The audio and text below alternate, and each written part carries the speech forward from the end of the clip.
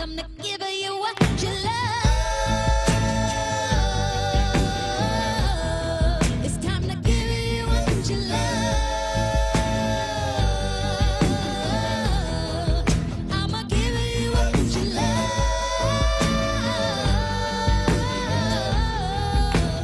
Give you what you love.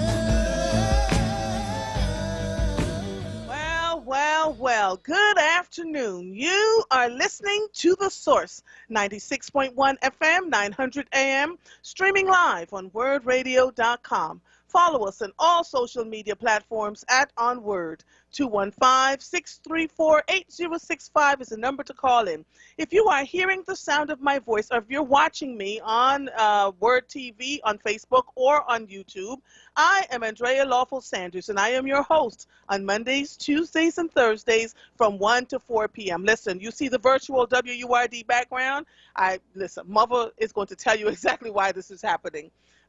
2 days ago, I went into my bathroom and broke the handle off the hot water.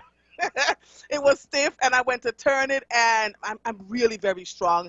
When I tell you that I have lifted a 400-pound barn, and I can flip a 300-pound tire, and I've jacked up a 3,400-pound race car in 3 pumps, I am really strong. And sometimes I forget my own strength, so I broke off the whole stem, and the plumber is here, and the back door to the bathroom that I use is back from my office. So he's going to come in through here. So I put up the WURD thing so that you all can see it, because he's cute as a button too. Y'all should meet my Tariq. We have a great plumber. As you know, when Mother talks to all of you, most of the people that work in our home are people of color. Our plumber is black, our roofer is black, the people working in our basement, everybody black. Blackity, blackity, black for Black History Month. We try to make sure that we support local and small businesses, and our plumber, Tariq, is here. So he was like, are you sure, Miss Andre? I'm like, man, you better fix my shower, because I'm not, I need to be able to go back in there. So welcome to The Source.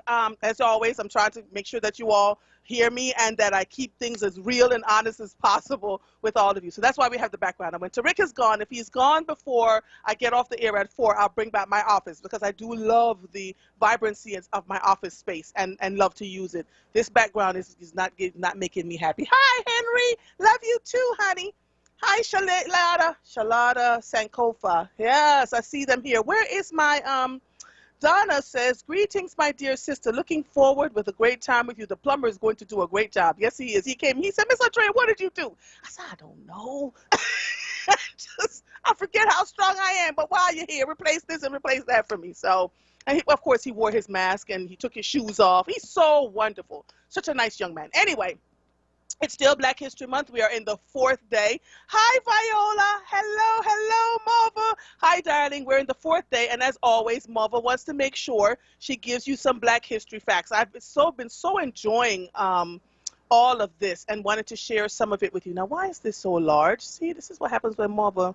There we go. I'm moving my screen over so that I can read to you all and talk to you about what is on my mind over here. Hold on. I'm just moving. Oh, I don't want to lose you all. Okay, all right, here we go. So I am going to talk about, let's see, who am I talking about today? August Wilson. August Wilson was born April 27th, 1945 to October 2nd, 2005. He was an American playwright. Good afternoon, Linda Shields. He has been referred to as the theater's poet of Black America. He is best known for a series of 10 plays collectively called the Pittsburgh Cycle, which chronicle the experiences and heritage of the African-American community in the 20th century.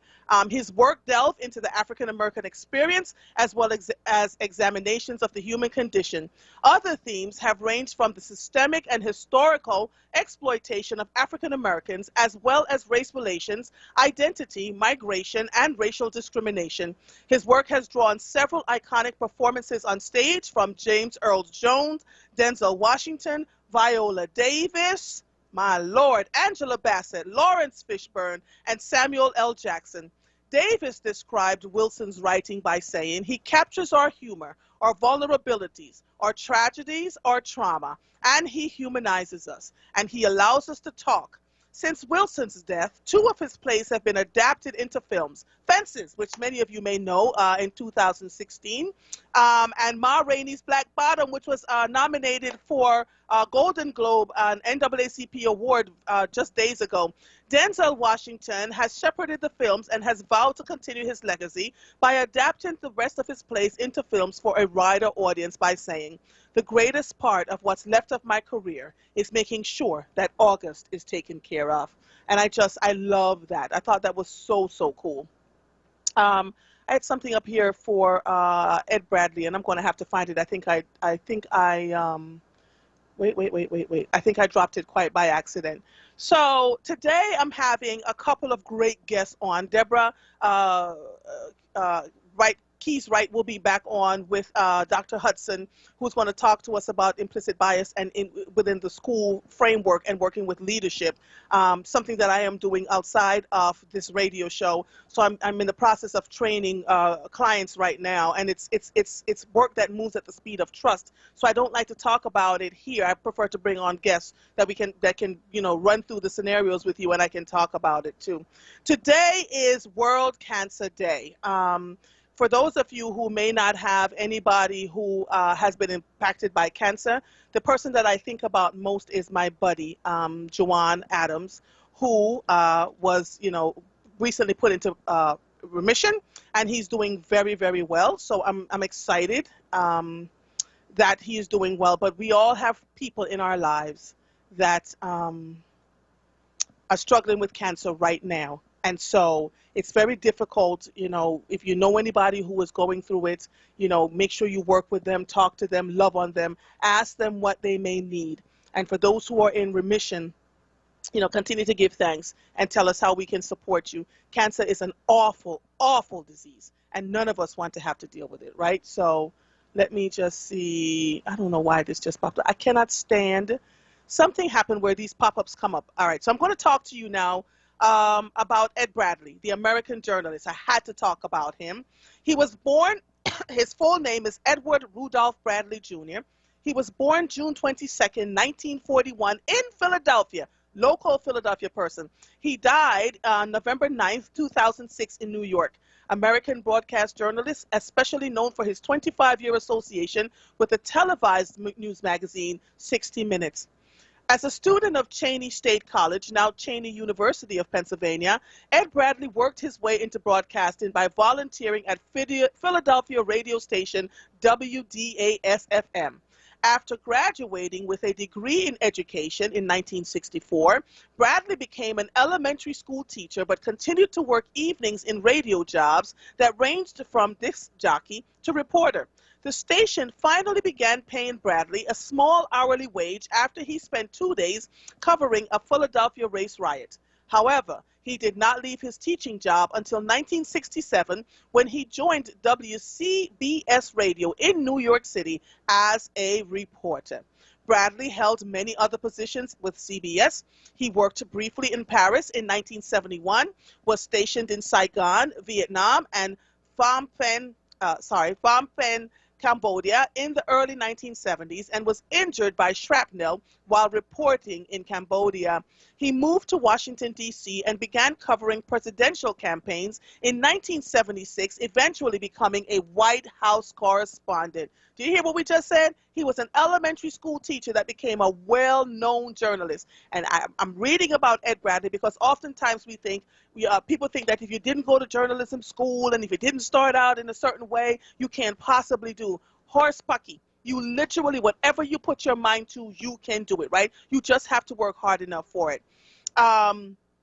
His feature stories, elementary school teacher to eventually becoming a White House correspondent. He worked hard. His feature stories, however, drew on topics from around the world. In 1980, he won awards for 2 CBS special reports, The Boat People in 1979, exploring the plight of Southeast Asian refugees and blacks in America, What with All Deliberate Speed. In his in-depth examination of African-American progress since the Brown versus Board education decision. He joined the staff of the long-running 60 Minutes in 1981. Bradley received numerous honors during his career, including 4 George Foster Peabody Awards and 19 Emmys. Remember what I just said? Remember what I just said. Started as an elementary school teacher, decided that he loved being a disc jockey, worked his way up, and when he died, he had won 4 Peabody Awards and 19 Emmys. What's stopping us? That's Black Excellence 101, right? I wanted to talk about that. And then I have to share this with you because this really put me down yesterday. And I'm glad to see that Governor Andrew Cuomo said something. This was NBC News in New York, and it was written by Tim Stello. One police officer was suspended and two were placed on administrative leave in Rochester, New York, 2 days after the release of a video showing authorities pepper spraying a 9-year-old girl while responding to a report of family trouble, officials said. In a statement released early into Tuesday, a spokesman for Mayor Lovely Warren said the Rochester Police Department immediately removed the 3 involved officers from patrol duties. The suspension was ordered after Warren met with the police chief, Cynthia Harriet Sullivan. The internal investigation is ongoing, and the spokesman did not respond to a request for additional details. The suspensions will remain in place until an internal probe is completed. Videos of protests showing hundreds of people marching on Rochester's snowy streets chanting "Black Lives Matter" and gathering outside the city's police station on Monday night as state officials, including Governor Andrew Cuomo, condemned the officers' actions. This isn't how the police should treat anyone, let alone a 9-year-old girl, Cuomo said in a statement. What happened in Rochester on Friday is deeply disturbing and wholly unacceptable, Attorney General Letitia James said in a statement. Such use of force and pepper spray should never be deployed against a child, period. My office is looking into what transpired and how a child was ever subjected to such danger. I have to tell you, I deliberately did not watch the video, and someone sent it to me. And I opened it before I realized exactly what it was that I was looking at. And it so disturbed my soul. Because juxtaposed to the fact that this young baby was 9 years old and she was telling, the officer was telling her, stop acting like a child, and she's telling him she is a child. And clearly there was some mental health issues going on here. The way she was treated makes me once again say to all of you, Black and brown children are children. They're that. They need to remain children for as long as possible. And for some reason in these United States of America, after our Black and brown babies get to the age of 5, they're considered adults, monsters. The language that they use to describe us is so egregious and atrocious that by the time our babies get to 14 and 15, you can see the impact of what's happening to them around us, right? And so to see this juxtaposed, this 9-year-old baby being pepper sprayed in her face, juxtaposed with the woman who was arraigned for the insurrection. She broke into the Capitol and was arraigned and then went back to the judge to say she needed to go on a vacation that was already prepaid for before she broke into the Capitol, and they're actually considering allowing her to go to Mexico. It just tells you how different the system is here for so many of us, and we cannot continue to get tired. We cannot be tired and not talk about these things, right?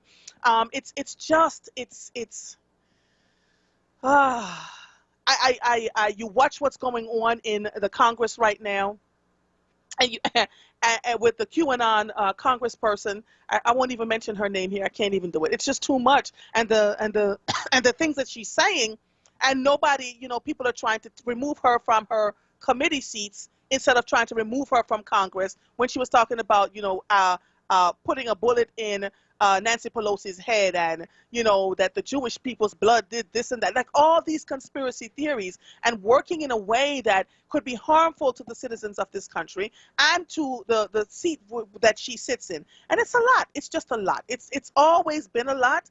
But I'm telling you, some days I'm like, Lord have mercy. I see Reverend Joe Williams is on. Hi, Reverend. How are you? Well, good afternoon, young lady. How are you? I'm good. What can I do for you? I just called to encourage you to keep doing what you're doing even after February is over with. Ed Bradley worked at WDAS radio station right around the corner from City Line Avenue. I never really worked with him, but I knew him over there. He was doing it for free. When they fired him, he said, well, you can't fire me because I quit. They wouldn't get paid no how. So, and part of City Line Avenue is named after Ed Bradley from Channel 10. Yes. And the other thing I wanted to talk about, the patent for the elevator was done by a black man, and the world needs and uses all of our great inventions, and you got to keep this going because we don't know all this stuff. And Super Bowl is coming up Sunday. Doug Williams did more in that Super Bowl than any other quarterback, first black quarterback to play. And when he made 5 touchdowns, the camera cut away from him and went to a commercial. Wouldn't even show it. And normally, when the team that wins the Super Bowl, the quarterback will say, "I'm going to Disney World," but they never let him say that. Period. And the Wheaties, the cereal, never had a black person on the front of that box. So we need to know all this stuff. And I'm glad to see what you're doing. But as I said, it's so important. We're so far behind. Keep doing it. And those QAnon, whatever that is, that lady's pushing, it showed you when they did the secret vote last night, the whole gang of people feel just like she feels. They do one thing in the daytime, at nighttime they feel just like that woman feels. So we better get it together. That's what I call to tell you. Yeah, so I will continue, Reverend Joy. Are you still there? Yeah. I will continue. I am absolutely going to continue doing this because I think there's so much here that about us and so many good things that we've done. And every day I want to highlight someone else that's doing amazing work. So I want to thank you for that. I really appreciate your, yes. All right. Bye-bye, sir. Bye-bye. You're welcome. I just want to let you all know that I reached out to the police commissioner, Daniel Outlaw, and working out an arrangement now to get her on my show. Her comms person has been wonderful. So just so you all know, because y'all call and say she's never coming onto Black Talk Media, blah, blah, blah, blah, blah. I reached out, explained why I wanted to talk to her, and hopefully we'll have her on next week sometime if her time permits it. But I really wanted to get her on the air with us so we can talk to her about what this year has been like. What has she walked into? What can we do to support? What processes are being put in place to help in terms of the amount of violence that we have in this city? And so from one black sister to another, I literally need to have this dialogue with her and understand and give her a chance here on WURD radio. So let's see how that works out. It looks good so far. Y'all throw up some juju for Mother, because I interviewed her when she first came to Philadelphia. I think tomorrow will be a year that she's here, right? And it was a good interview, and then things started happening. We had a pandemic, we had a insurrection, we had George Floyd's murder, and all sorts of things broke out across the city. So I wanted to give her an opportunity to talk about that. I'm going to take a quick break, and then when I come back, I'll have my next two guests on, which is, let me just tell you, G. Lamar Stewart and Jackie Ferguson are on the line. Hold on one second. You are listening to The Source, 96.1 FM, 900 AM, streaming live on wordradio.com. Follow us on all social media platforms at onWURD. 215-634-8065 is the number to call in. If you are hearing the sound of my voice, I am Andrea Lawful Sanders, and we will be right back after these messages.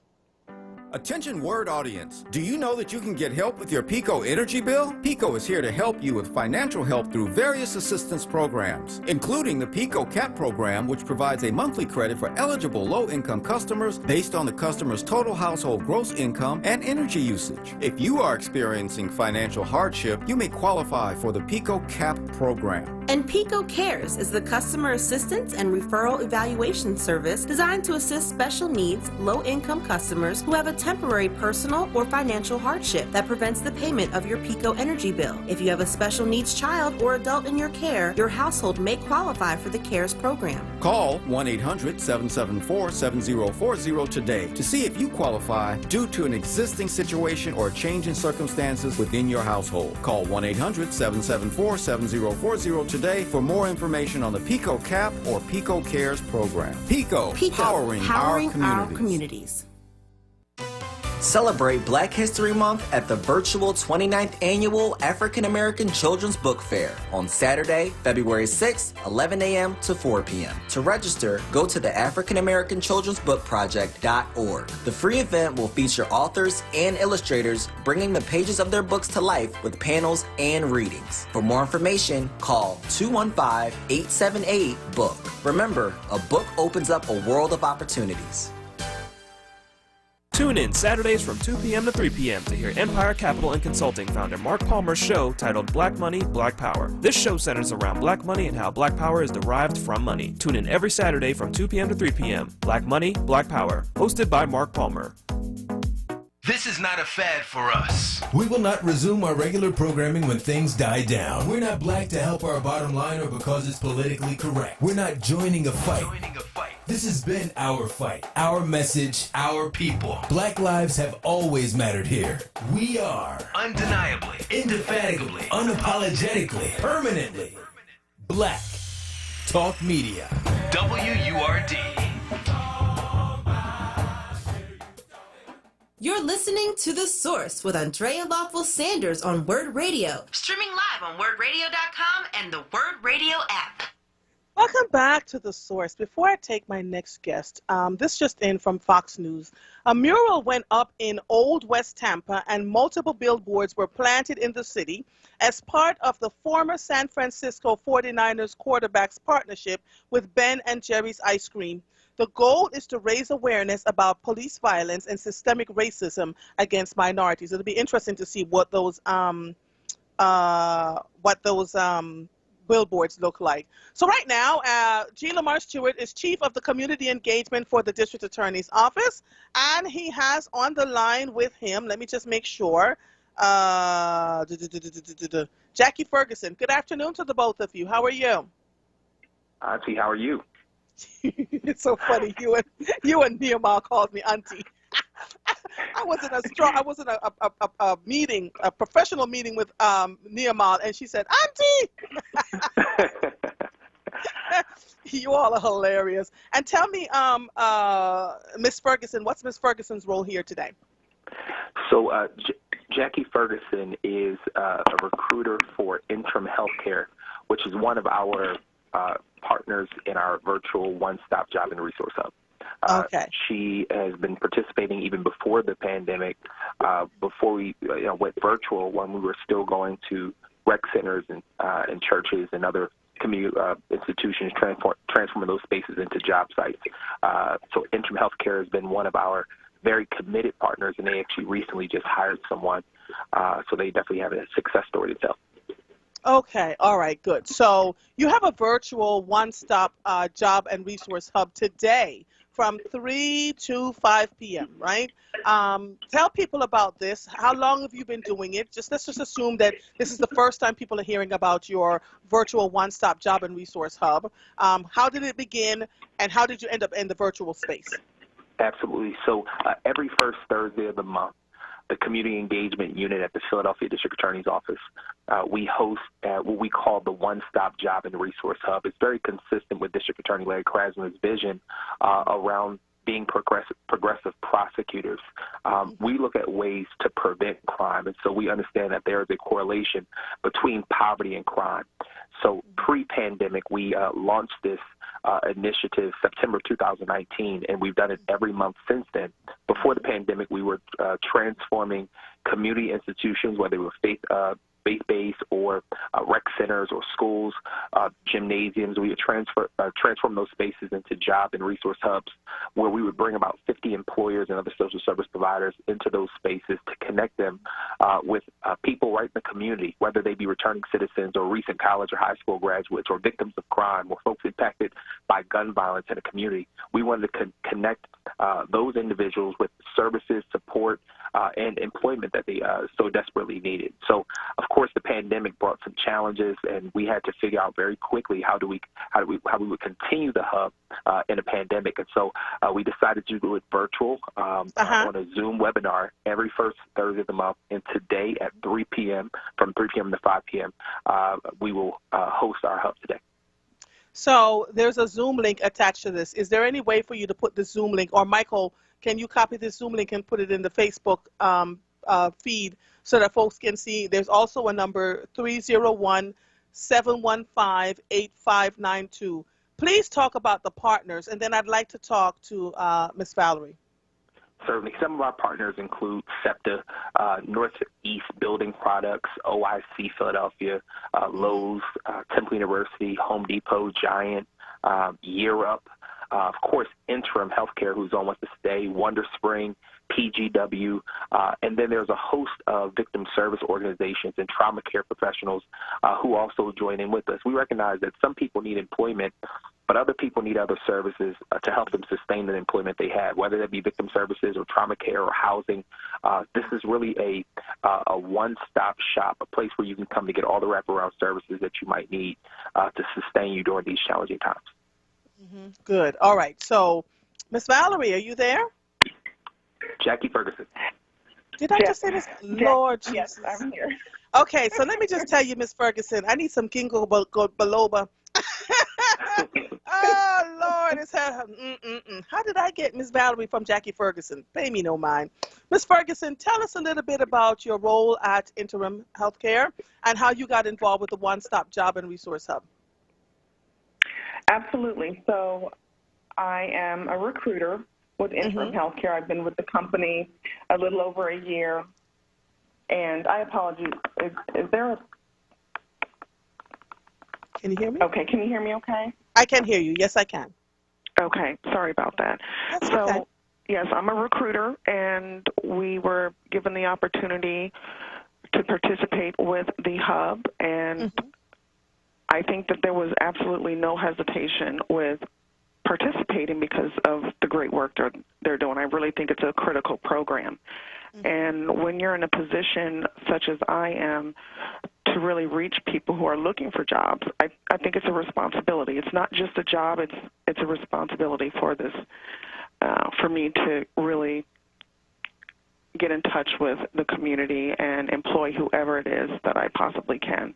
And also to help our clients, because I think the community needs to also understand that there are senior citizens, those with disabilities, that need these services, and they're not really aware. So it's really a two-part opportunity for myself. One, to inform the community of a resource available to them, and secondly, to hire the caregivers that are able to provide that service. Right. So when you find, let's say you have someone that shows up at the virtual hub, what are the requirements for them to be hired in your company other than loving people? Because all the qualifications in the world don't mean a hill of beans if you don't love people, right? So what are the requirements? So it really depends on what the client's needs are. So it's really a conversation that I have with each applicant to understand their experience and their skill set. So for an example, I might have a client that needs help with transportation to get to the grocery store or to doctor's appointments. So obviously a requirement there would be to have a valid driver's license. There are other cases. We have clients that need help with grooming, bathing, meal prep, light housework, things of that nature. So it's really, I don't necessarily have a standard list of requirements. It's really an individual by individual basis, and having a conversation, understanding what the comfort level is of the applicant and what the needs are of the client. And I try really hard to align those two, because a lot of it has to do with personality also. And I'd like to, look at the applicant, kind of just have a conversation and have it as casual as possible, because the interview can be intimidating for some individuals, and I wanted to open the floor for anyone to have a casual conversation, because that's where I'm able to really identify some of their personality traits to align them with the right client. So it's really a conversation. Right. How many people have you been able to hire since you've been partnering with the One Stop Job and Resource Hub? So far, it's been 2, but I've interviewed a lot more than that, and it's just really a joy to be able to make an impact, not only for the client but for the caregiver, for someone who's been out of work for so long, even through this pandemic, and to hear, how impactful it is for them, not just financially, but to be able to have a job where they're making an impact on someone else's life. It brings me so much joy. I mean, it's really why I do this work. Good. Thank you so much. G. Lamar, let me ask you this. You were a police officer. You now work as the community engagement, the chief of community engagement for the district attorney's office. So you've seen all sides of this, and you are aware of the traumas within the city and people looking to find work. What has the virtual one-stop job and resource hub meant for people? I had someone on once with you that just made my heart sing. I wish you could bring me more people like that, right? That could talk about what coming to this thing meant for them. But what are you hearing from people about the virtual one-stop job and resource hub? I think what has been one of the amazing stories coming out of this, every month leading up to it, we have a community engagement team that's in the community, canvassing the community, leading up to One Stop. Both, of course, all through all 4 seasons, whether it be warm or cold out, speaking with young people who are on the corner or senior citizens in the community. So we're engaging and we're promoting. People almost look forward to seeing us now in these certain communities because they're seeing us, on a weekly basis. And so I think there's a certain level of hope that's restored and trust that's being built in the process, not just offering people employment and services, but when people see that law enforcement agencies, that prosecution, that city government cares enough in a pandemic to offer real support for what people need in this moment. We're dealing, of course, with COVID-19, but we're dealing with an epidemic called gun violence in our city as well. And there's a need for all of the city agencies, particularly those who are law enforcement agencies and prosecution, to really think about what can we do differently and how can we collaborate to focus on how to prevent crime in the first place. And one thing we know prevents crime is helping people through their trauma, helping people get victim support, but also helping people get access to adequate employment and opportunities to help get them out of poverty. Okay. And have you been partnering with the police department in all of this? Certainly. So the police department has certainly been extremely helpful. They help us to promote, but we also have the police department's recruitment team, Officer Clarence Manson, Officer Burns, they're with us every month. We also have the state police because they're hiring. And so we have their support both as the participant in the one-stop hub, but also as we're out on the streets, often when we're going into these various neighborhoods, we'll connect with the community relations officers who are there. Many of them have amazing relationships with stakeholders and residents in the community. And so we try to, partner as much as we can, not just with our law enforcement partners, but also with community-based agencies and activists and those who live in the community, because we realize we can't do this alone. Yeah, that's awesome. That is awesome. Is the police department hiring too through your virtual one-stop job and resource hub, or is that someplace different? Certainly. So I know that there has been they're still preparing, and there's some recruitment strategies that's going on right now to really. I don't know if they're bringing people into the academy at this present time because of budget constraints, but I do know that they're making preparations to begin to gather their next round of hires, and so they've been very active in our one stop and screening people and bringing people through the process. Okay, so here's my last question for you, G. Lamar. Knowing what you know about what's been going on in the city, what advice do you have for people to help them, A, stay safe, and why the one-stop job and resource hub works for them? What moves you? What drove you to begin this process? Well, you know my story, Auntie. I grew up in Germantown in North Philly. I didn't grow up thinking that I would ever work in the justice system. For me, after seeing the unjustified killings of several unarmed black men and women across this country, I decided as a local pastor and activist to get involved in the justice system and to work in the justice system to try to transform the system from within. As a faith leader and as a citizen of the city, and then even once I became, got involved in the justice system, both in patrol, but also here at the DA's office, I'm constantly out in the community and having conversations with young men who find themselves trapped and stuck in their situation. There's so many people who want to get out, they just don't know how, or they haven't been exposed to any models of success. You'd be surprised how many young people, for them, they've never been out of West Philly or never been out, away from down the bottom, or never been out of areas of North Philadelphia, and so they haven't seen anything different. What we try to do through this one-stop experience is to expose people to the possibilities of what they can do.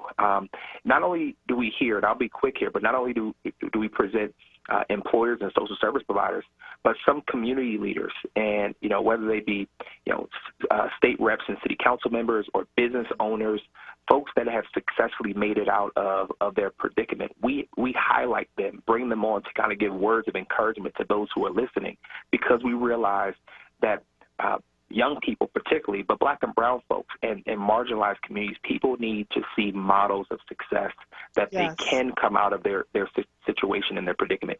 And we try to model that through One Stop. This is not the one answer, but it certainly is a step in the right direction for government and for law enforcement, for prosecution, to say, look, here's a way for us to do our part to try to put people to work and to try to convene and collaborate and coordinate these resources in a prevention sort of way. Amazing. So tell people again how they can reach you today, at what time, and we put it up on the Facebook page too, the Zoom link, so that's up there. But tell people how they can reach you and what time it begins and ends, all of that good stuff. Certainly, if you have something to write with, you can email me directly, glamar.stewart. That's GLAMAR. Stewart, STEWART, at phila.gov, PHILA.gov. The flyer for this hub and all those details are both on WURD's social media platforms, as well as if you want to follow the DA's office on Facebook, Twitter, or Instagram at Phila DAO. That's PHILA.DAO. Now, we're streaming this on Zoom, but we realize not everyone has access to the internet. So we also have a call-in option. If you just want to call in for those couple of hours to listen into these resources, you can call in at area code 301-715-8592. That's 301-715-8592. The Zoom link is on WURD social media handles. You can email me, or you can go onto the DA's office social media. It's today, Thursday, February 4th, from 3 p.m. to 5 p.m., and we look forward to having you on. Thank you so much, G. Lamar Stewart and Miss Jackie Ferguson. I look forward to talking to you. Each month you should come on and tell us about this to remind people. I would appreciate it, okay? Appreciate you very much. Thank you so much for all you do. Oh, you're welcome. Bye-bye. Absolutely. And enjoy the rest of your day, and keep You up too. the good work that you're doing. You're Thank you, phenomenal. madam. Thank you, madam. I appreciate it. Bye, Miss Ferguson. Bye-bye. Have you signed up for your Forward membership yet? Join the Forward family today for access to special events, exclusive digital content, word swag, VIP invitations, discounts, and or printed newsletter, WordPress. Word values your support. We dedicate ourselves to providing the best news coverage for our listeners every step of the way. Please visit wordradio.com/forward. That's FORWURD for more details. You are listening to The Source, 96.1 FM, 900 AM, streaming live on wordradio.com. Follow us on all social media platforms at onWURD. 215-634-8065 is the number to call in. We will be right back after these messages. Today, millions of Americans face barriers to obtaining a college degree. But at WGU, we're setting out to change that.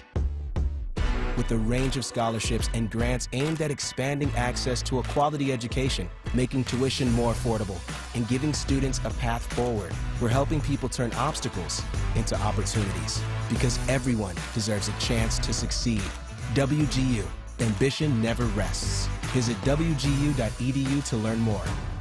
Do you have big goals? Need a grant or loan for your business in 2021? Get started and register now for the Business Center's online business plan course. In the 12-week business plan course, you will create a business plan and learn how to finance your business, use social media as a marketing tool, identify grants and loans for funding, and more. You can even receive a loan of $10,000 or more based on your completed business plan. Register now. Visit TheBizCTR.com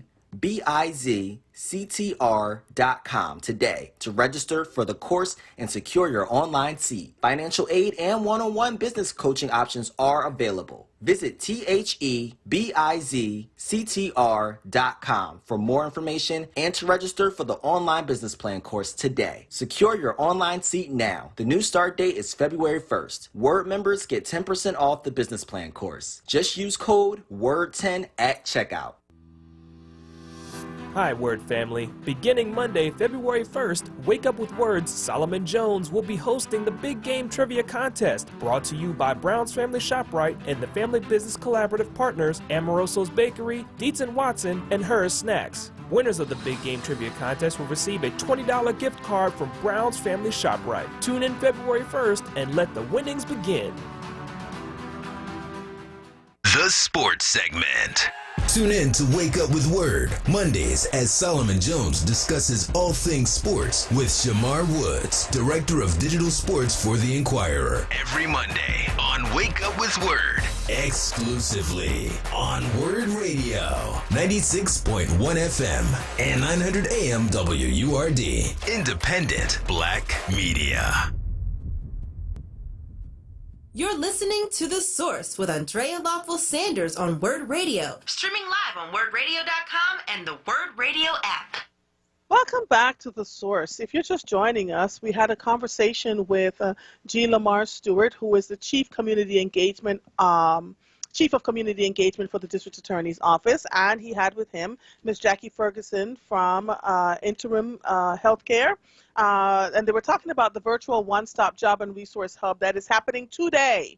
The Zoom link is on the Facebook page. If you do not have Zoom, please call in 301-715-8592, or you can email G. Lamar Stewart. It's GLAMAR.Stewart, STEWART @phila.gov. So, all right, my callers have already begun calling in. Hi, Prince. How are you? Hey, good afternoon. How are you? I'm good. What's going on, sir? That was a great interview. Thanks. Because a lot of folks that I know in public housing with children, it's so immediate. If we had it 2 days ago, we probably could set them up in a social distance room and have them, just talk about their life and all this COVID stuff going on. So, but it was a great interview. I wanted to ask you too. I have one question for you, and I have one math problem for you. Okay. Okay. Now, the question is, when you went to get your COVID shot, could you tell me how that process was? Did you have to make an appointment for you and your husband? Can you just tell me how the process went? All right, so I'll tell you how the process went. The day before I made the appointment, Dr. Ayla Stanford had put out an edict on her communication pages that says that she would have they're giving out 1B to people who are 65 or older or people with underlying conditions. So I went online and I registered for it and put in my information. We had to do it separately for him and for me and what our underlying conditions were. And then we had to sit and wait for an email. If we didn't get the email, then we couldn't show up. I actually got an email that went to the wrong place because I put in the wrong email address, and so we had missed our appointment. Lord have mercy. And so I just checked in to see when we would be up for our thing, and she said, well, you missed it on Sunday anyway. Well, we got it in, and so we went. Now, we are supposed to go back and get our next shots, our next vaccines on February 19th, and again, we have to wait for them to email us to let us know exactly what day and time, what time and where we're getting the second vaccine shot. Did that answer your question? Yeah, but, okay, and that's the process, right? That's the process. If you just said you set the process up for you and you had taken your husband with you and he wouldn't have been able to get the shot without going through the process, right? No. And if he would have gotten the shot without going through the process, would that have taken the shot dose from somebody else? So according to Dr. Ayla, and this is why I love talking to her, she said sometimes when they send out the emails, like we missed our email because it went to the wrong place. So they had extra shots left over that day, and they gave them to the people who they let people know to come and get the extra shots because they don't want to waste the vaccines, right? So in a sense, yes, if they send out the email and people miss it or it's too short notice and they can't take time off from work, those shots that they had, those vaccines that they had available will go to people who are standing in line who may have shown up. But I wouldn't recommend anybody, unless she specifically tells you to just come and show up, I wouldn't recommend people to just go and show up. Right, but there's nothing, if you show up with your spouse and she get a shot and you haven't done any of the necessary things that they've asked you to do, there's no penalty for getting a shot because someone gave it to you because you was with that person. It's just a moral ethics behind it, right?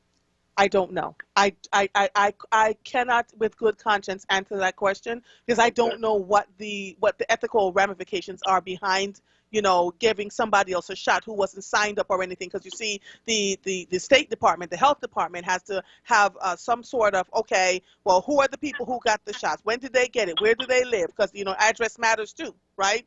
And what underlying conditions? Because they have to follow the guidelines of the Health Department. They should not be able to. But again, that's just me talking, and I don't know what all the ethical ramifications are behind it. Okay, and I'm not long-winded with the question. I just think it makes sense of accountability on what the person's condition is, and it's not just logged in records, but it's logged in a system, so they'll know who and what they're giving to that person. Right. So right. There's no walk up, and because I'm with somebody famous, that I get a shot because they get a shot. And I can I say something to you, Prince? Yeah. I never saw so many white people in these poor neighborhoods getting shots. What's that about? Well, you got to understand, though, they go where they Yo, so let me ask you a question. Let's just do the opposite. I never seen so many black people in white neighborhoods buying trying to get a shot. Like that. Am I right? I don't know because I'm in the black community, so I don't leave my house very often, so I don't know. Here's my math problem, and I want to see if you can help me with it. Okay, so we have, out of 17 council people, we have 14 that's perhaps African American, right? Right. So you divide that 14 into 17, it's like 76%, 76.4%. So let's say we got 76% of African Americans in city council, right? Okay. So out of that 76%, 100% of the 76% got their vaccine shot. That means every African American in city council got their vaccine shot, right? Okay. So now all the African and then we're going to throw in the state senators and state reps. All of them got their shot too. So we're going to throw them in there. So now all the African Americans who represent us got their shot. So let me ask you a question. How come out of 444,000 African Americans, we've only vaccinated 8% of the population? If 100% of the 76% of the people who are representing us got their shot, how come the people who look like them, only 8% got their shot? Yeah, someone got to call me about that this morning and said that 18% of the white folks already got their shots, but only 8%. It's like you're right. I'm telling you, Prince, I don't have the answers. It's the stuff that keeps me up at night because we do realize that there's unfairness here. Privilege has been in place, and caste systems. I'm more important than you, so you're more important than that. And we were very careful. So I told my husband, I said, we are not cutting into anybody's line. We're going to follow the process exactly as we are told to follow the process. Why is that so difficult? Here's the thing right here. That leaves you with one Caucasian, one Hispanic, and 2 Asians on city council. David O. Hellingem and the Hispanic woman, Maria, and the Caucasian man. So out of the 4 of them, in their respective races, over 40% of the people who look like them got vaccinated. Wow. You got more people who look like you. You got less vaccination. We got less people who look like us, and over 40% of these people got vaccinated. And this is the fundamental problem that we have with our politicians, and where we're losing this fight is because we're battling preachers who have taken favoritism on certain politicians and assured them that they're going to have an opportunity to stay in position. I've never heard something so foolish than for one of the preachers to get on and say, talk about he is speaking for the DA's office. He didn't run for DA. How is he speaking that we're going to have a commission or we're going to have something hosted that's going to combat this situation, when I almost would assure you that he can't go in West Philly today, tomorrow, or anytime this month and stop the violence in West Philadelphia, no matter how many commissions he has, because he doesn't have the relationship to reach the people that are either doing this problem or suffering through this problem. And I'm really pissed off that these preachers keep ignoring our needs and getting on here and grandstanding like it means something to us out here, when the reality is we got 52 deaths, and we're only 34 days inside of a new year.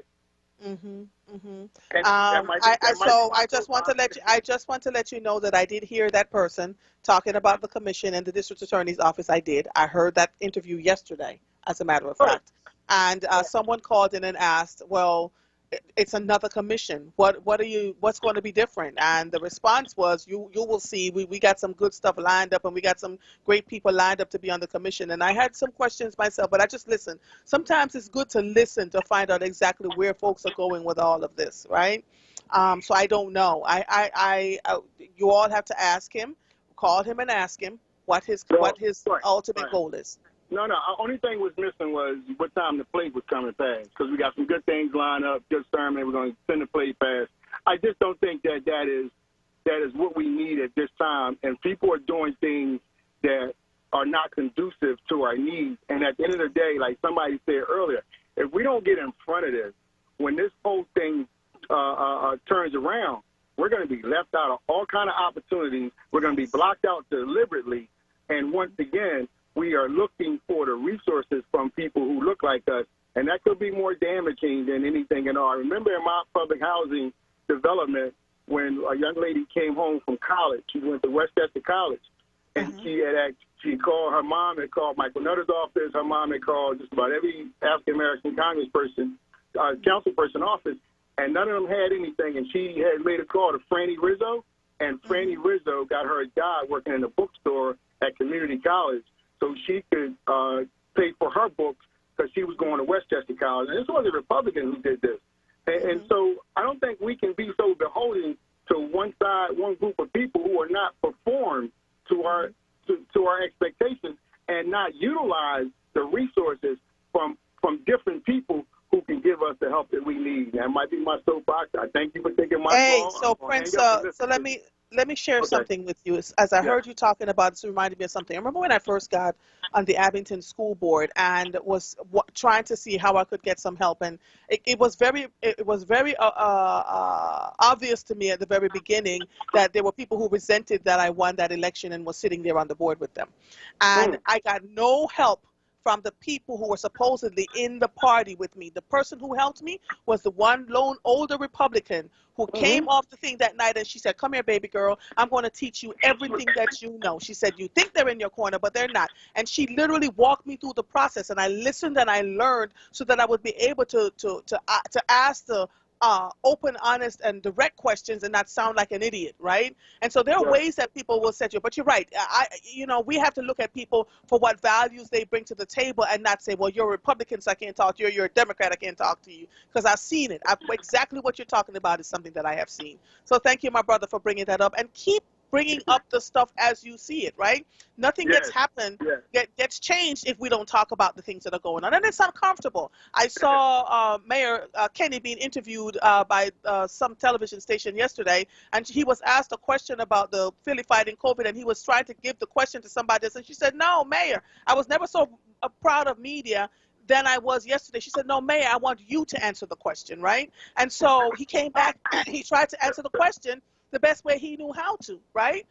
But we have got to start, really asking these questions. What are you doing? Why do we feel like you don't want to talk to us and that there's this stiff-necked behavior that's not going on? I also noticed that Commissioner Outlaw, when she had to come out and give her statement, she was out there by herself, right? Like, you start to see these nuances that makes absolutely no sense. And when you are caught up in implicit bias, and the way you are, then you think, oh, there's nothing wrong with that. Nothing wrong with that to let my police commissioner go out there by herself to give a press conference when everybody was coming for her neck, sir. When the Caucasian woman was hired, she had a group of people around her. When she had stepped down, she had a group of people around her, and yet this one, and most of it because she alienated herself. Because as much as people say things about George told everyone from the very beginning that she will not come on any black talk radio shows and that she is not going to participate. George told everybody. Well, guess what, Prince? Well, guess what? Her people are talking to me so she can come on my show. Well, I think you said your show. I think you said if she came on any show, she would come on your show. And maybe people come on your show from what I heard George say. But I think that, and I think this is very important, that there are people who are unafraid to ask you questions that other hosts will not allow them to ask. It's almost like pre-screening, like they do down the dial. And that's unfair because we're suffering the most damage and we're going through the most uncomfortableness through this whole process, and we don't have an answer for the end game. If they decide to open up schools, well, I got a niece that teaches, you know. All right. Hold on, Prince. Hold on, because I am like way past time. Hold on 1 second. Don't hang up because you're saying some good stuff. Hold on. You are listening to The Source, and I hear Dr. Hudson is on the line. 96.1 FM, 900 AM, streaming live on WURDradio.com.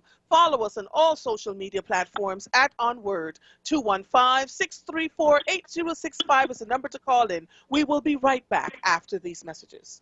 An undercover FBI lawyer infiltrates a group of Bay Area climate activists in A Spy in the Struggle by award-winning author Aya de Leon. Sexy and gripping, A Spy in the Struggle is an espionage novel that puts a uniquely black, feminist lens to the issues of climate change, social justice, and corporate corruption. The Washington Post calls it a passionately felt thriller that will have you on the edge of your seat. Pick up your copy of A Spy in the Struggle and visit ayadeleon.com. That's AYADELEON.com. WURD Radio celebrates Black History Month with Black Artist Story 365, brought to you by the Pennsylvania Lottery.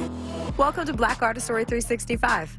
My name is Envy McKee. Get into this episode where we explore the art and artistry of revolutionary poet Nikki Giovanni. Yolanda Cornelia Nikki Giovanni Jr. was born in Knoxville, Tennessee to Yolanda Cornelia Sr. and Jones Gus Giovanni. In 1960, young Queen Nikki began her studies at her grandfather's alma mater, Fisk University, in Nashville, as an early entrant. In 1967, she graduated with honors with a BA in history. In 1968, Giovanni attended a semester at the University of Pennsylvania and then moved to New York City. She was an active member of the Black Arts Movement beginning in the late 1960s. 1971's Ego Trippin' is one of Queen star Auntie Nikki's most famous pieces. I walked to the Fertile Crescent and built the Sphinx. I designed a pyramid so tough that a star that only glows every 100 years falls into the center, giving divine perfect light. I am bad. 1978's Cotton Candy on a Rainy Day is one of her other more noteworthy collections of poems. She and the late James Baldwin wrote a book together, did you know that? Titled A Dialogue. The two authors speak blatantly about the status of the black male in the household. She published Those Who Ride the Night Winds in 1983. In 1988, volume Sacred Cows and Other Edibles, Acolytes, and On My Journey Now. There's also 2009's Bicycles Love Poems, Chasing Utopia, a hybrid from 2013, and that's literally just to name a few. So that's it for this episode of Black Artist Story 365. My name is Envy McKee. To hear more, tune in to The Envy McKee Show, Friday nights, 7 to 10 p.m., right here on WURD. Black Artist Story 365 is brought to you by the Pennsylvania Lottery. Get to winning with Win-Win, the new scratch-off from the Pennsylvania Lottery, with top prizes of $500,000. Players must be 18 or older. Please play responsibly. Benefits older Pennsylvanians every day.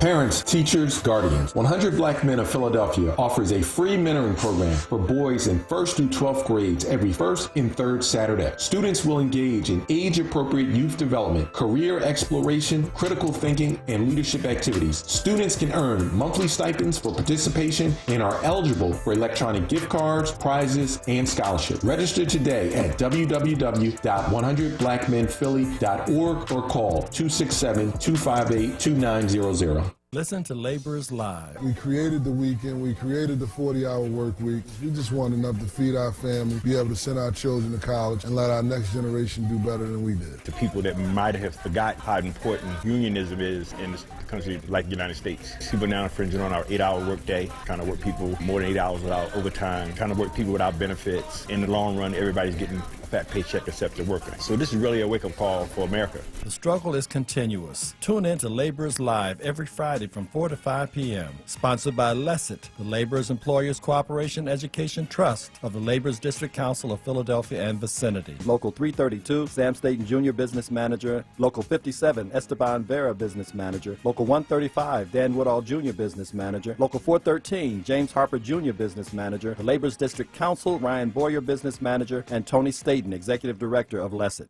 Celebrating Black history all day, every day. Maddie Humphreys. You can't proclaim that people have inalienable rights from a common creator and say you own some of those people.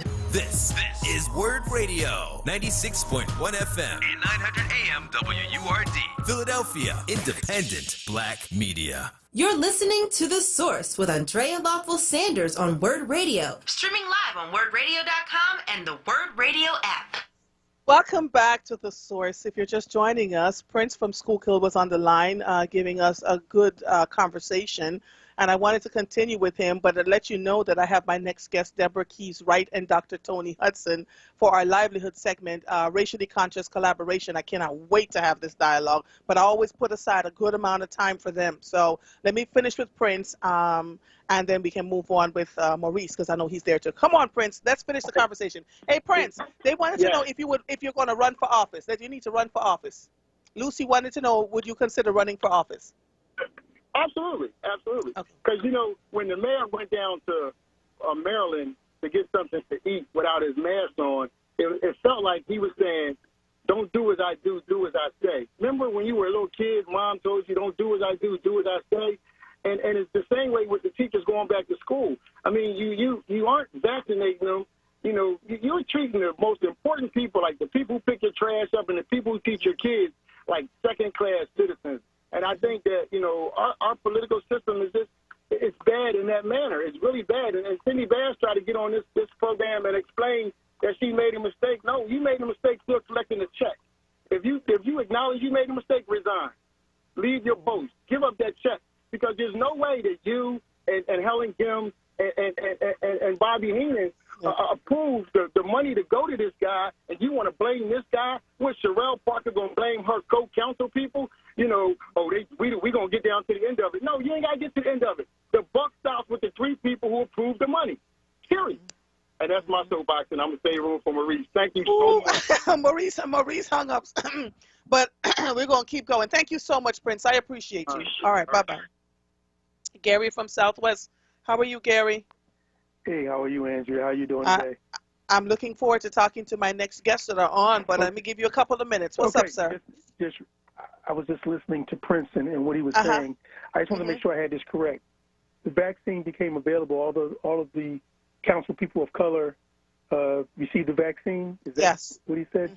But yet, in the community, we don't have the vaccine readily available. No, well, only a few percent. I think it was 8% or something crazy like that. 8%, that's nothing. Okay, you might say 0. That is deplorable. And this is what I talk about all the time. And, you know, people can get mad, glad, happy, or sad. Our elected officials that look like us, this is like betrayal. I mean, don't get me wrong. They serve everybody, not just us. However, what's going on in the black community, which has been going on forever, they are not accelerating or doing anything to correct that. That's terrible. Yeah. It's unacceptable, Andrea. It's unacceptable. Just like the other day I heard about they're getting together to form a commission to determine if there's, to study racism in this city. Duh. For real? For real? I heard it too. I'm trying to tell you. Let me say, please put my name on it. Write me that check, okay? And I'm being facetious, but Andrea, when are we going to stop letting people, just because they look like us, disrespect us to such a level? Yeah. Honestly, with me, if it's a white boy, an Asian, or whatever they may be, if they're working hard and serving my people, they're going to get my vote. We have to stop looking at a person because they look like us and think they're really about us. Because everybody that looks like us, Andrea, is not about us. And we can see that in history. And that whole thing about a fact-finding commission about racism, that makes my blood boil, makes my pressure go up, because that is so exhausting. And I just want to end on this note. I'm going to talk from a Christian point of view, from a biblical point of view. Christ, we're supposed to follow his example. We believe in, in Christianity. Right. He went to those religious hypocrites. He went to the politicians, and he basically got with them about their hypocrisy. Where is the church, Andrea? For real. For real. Where is the real church? Yeah. You know what I say? 501c3, that took a lot of ammunition out of these organizations. Yeah. You know what? The 501c3 nonprofit. We got to stand up, and if we don't stand up, we have nobody to blame except that person we look at in the mirror. And I'm saying for us as voters, we have to demand, not ask, demand what we should get from our politicians. Follow the money. See where they live. See what schools their children go to. What kind of cars they drive. What kind of neighborhood they live in. And you mean to tell me we're neglected? I end on that note. Thank you. Thank you so much, Gary. It's always a pleasure talking to you, sir. Oh, my gosh. This city. And we keep plowing along. I have to agree with Gary and Prince and say we do not need a commission on racism when we know exactly. You just have to step out into the street. The data is there. The data has been collected by all these different reports that have been handled all around the city for years and years and years. Start pulling the data from those reports and putting action plans in place. Listen. But that's just Andrea talking, all right? Right now, we have our livelihood segment that airs every week. It is around implicit bias, and so I am excited because every week we have Deborah Keys Wright and Dr. Tony Hudson. Dr. Tony Hudson is our guest this particular week. The topic is racially conscious collaboration. Dr. Tony Hudson, let me just read a little bit of his bio. As president and founder of the Racially Conscious Collaboration, which is trademarked, bless his soul, because it needs to be. Tony Hudson helps leaders and organizations explore how race matters and assist them in becoming racially conscious, inclusive organizations, driven by a purpose to align people and resources to center racial consciousness and intersectional equity in relationships and collaboration. Tony developed the Systemic Racially Conscious Collaboration Framework, a suite of research-based tools structured to assist people and organizations in transformation. Deborah Keys Wright, as the founder, national board governance and of an education equity consultant for the Right Keys to Consulting. This is a tongue twister, Deborah, LLC. Deborah uses her highly sought after skills to provide customized, well-developed leadership skills through training for board and superintendent teams. She delivers effective board governance best practices, creates thought-provoking, laser-focused board retreats that address board conflict and culture, educational equity versus equality in the public school setting, and facilitates conversations about the racial inequities in education. I cannot wait to have this conversation. Dr. Tony Hudson will discuss his strategy for leading for racial equity in school systems that focuses on centering racial consciousness and a commitment to the most racially marginalized in personal, professional, and organizational relationships and collaboration. He believes that if you focus on racial consciousness and the folks that's been hurt the most racially, then you can uplift everyone. Good afternoon to the both of you. How are you? Good afternoon. Good afternoon. Man, let me tell you, I can't wait to have this conversation. Let me tell you why. Dr. Hudson, and I'm calling it, I'm claiming it. Dr. Hudson. First off, listen, I can't wait for my mom to hear this because, she has been on me so much about finishing this dissertation. I'm just out here living my best life, and I don't be feeling like working on it. Listen, so any of the kids listening or anyone, the learning, it doesn't stop. And if you got a good mother, she will always be on you to finish your education. So I am months away with this doctorate. Thank you for claiming it, my sister. Listen, I claimed it, wrote it down in the blood of the lamb. So you are Dr. Tony Hudson. Oh, I hope Deborah warned you about me. I did. So listen, we have a conundrum in this country where for many, many years people kept saying why is everything about race? Why do we continue to talk about racial issues? Race doesn't matter. All people matter. We all matter. I see everybody the same way. And then in the recent last 4 years, most people say our last president, Donald Trump, was a problem. I see him as the enlightenment that we needed in this country, right? He opened the door so that we could get a bird's eye view, right? Front seat view of what racism and racial disparities look like from the top levels of government all the way down into the lowest spaces, right? Where people are doing what they have to do to eke out a living and make ends meet. Lord Jesus, I need a breath. It's too much. It's too much. That's period. It's period, right? So Dr. Hudson and Deborah, as of right now, the Philadelphia School District is trying to reopen schools. They were talking about, making sure that they had proper ventilation, did this whole thing with the school board, and only to find out that the proper ventilation were fans put on plywood boards that were going to be put up in the window. That was going to be the ventilation, right? Mm-hmm. Deborah, let me, I'm coming back to you, Dr. Hudson. Deborah, let me ask you this. At what point does a superintendent have to gain the courage to look at his or her cabinet and say, you are not doing your job. The buck stops with me. But if you are not doing your job, you make us all look crazy. Where is the role and responsibility of the superintendent, and how difficult is it for them to look at their cabinet and say, I got to weed you out. You're not doing what you're supposed to do, versus let me just go on and move to another school district. Am I making sense? You are, and that is his or her responsibility to do that. And I say this to board members, and I say it to superintendents, you cannot leave being afraid that you're going to lose your job. Yes. You know, you're in this position to make change in the educational system, and you have to do that. And if you don't have the right people around you, then you're just going to continue in this vicious cycle that you've been in. And so every superintendent sitting in that seat, you were hired to be the education expert. And so you have to start showing that, modeling that. And, and if people don't know what they're doing, then educate them. But if they are complicit in it and they don't want to change, then it's time for the superintendent to make the change. Because as you know, the governance structure, yes, the superintendent reports to the Board of Education.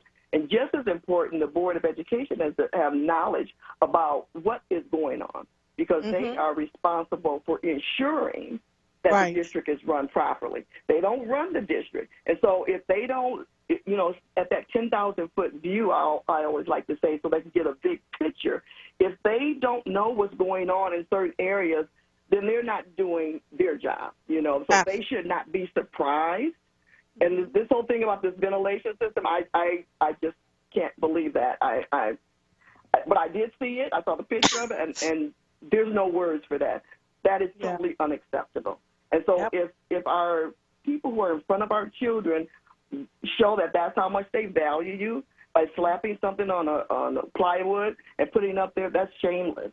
And someone needs, and I've heard you already say this, someone needs to be held accountable for that. Yes. Explain that. Explain that one. But even within your two guests, Prince and Gary, they said that they teed this up perfectly, because, again, I always like to just remind people what the governance structure looks like and what they do at that level. But they also have to be prepared. So it's more than just open up your packets, going to the board meetings and things of that nature. But you also have to make decisions through the lens of equity, specifically racial equity. And if you're not prepared to do that at the governance level, because as you know, there are individuals who don't value that. They would some would rather stay in the space of equality than equity. And so even when I begin my training with board members and superintendents, I always ask them this reflective question. I will say, how does the intersection of your personal and your professional identity impact how you lead in your respective role? So this is just help centering them on being able to do this work, because, as you know, not everyone is qualified. Not everyone is comfortable doing this work. And so if you're not comfortable, then I ask that you just move out the way, because it's not a choice. It's not something that you just check the box and say, yep, we did it. We got a diversity equity officer. That's not it. But you have to be able to make these decisions through the lens of equity, because we know there are systemic barriers that disadvantage our children continuously. And we have to learn how to support and encourage the educators, because they are going to have to adapt the instructional and leadership practices to be able to respond to the needs of these children. You can't continue to do what you've always done. It's Lord. It is so mind-boggling to me that we continue to have these kinds of conversation. And so, Dr. Hudson, let me ask you this, because you want to talk about school leadership with racially conscious collaboration. What does that look like when the leadership looks like us?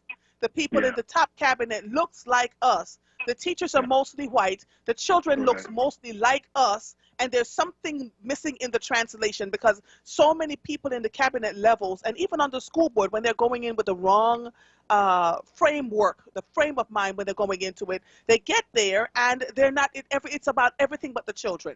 So how do people lead with a racially conscious collaboration? What does that look like? Please help us, sister. All right. Well, a couple things come up for me. One, I don't want to pretend like what I'm about to share doesn't come right from the wisdom of folks like yourself, Deborah, some of the folks you had on before that I was listening to. So a lot of this consciousness comes from my mother. Like, no matter how advanced I get in this work or what I've accomplished as a school principal or central office leader, one thing rings true is that Black folks have had some wisdom on this for a long time. And one of the things that we've been clear about, to add to what Deborah said earlier, racially conscious collaboration is just saying that there's power when we do things together.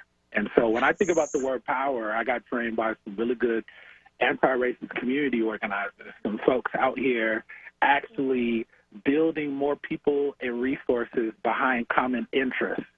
So the thing about school system leadership that folks are not taught, and I've been, through principal school and central office leader school, if you will, is that you are not going to sustain any real racial equity advancements. You are not going to create a school system that really loves and desires to connect with the spirits, in particular, of Black children, unless there has been organized community holding you accountable to doing so.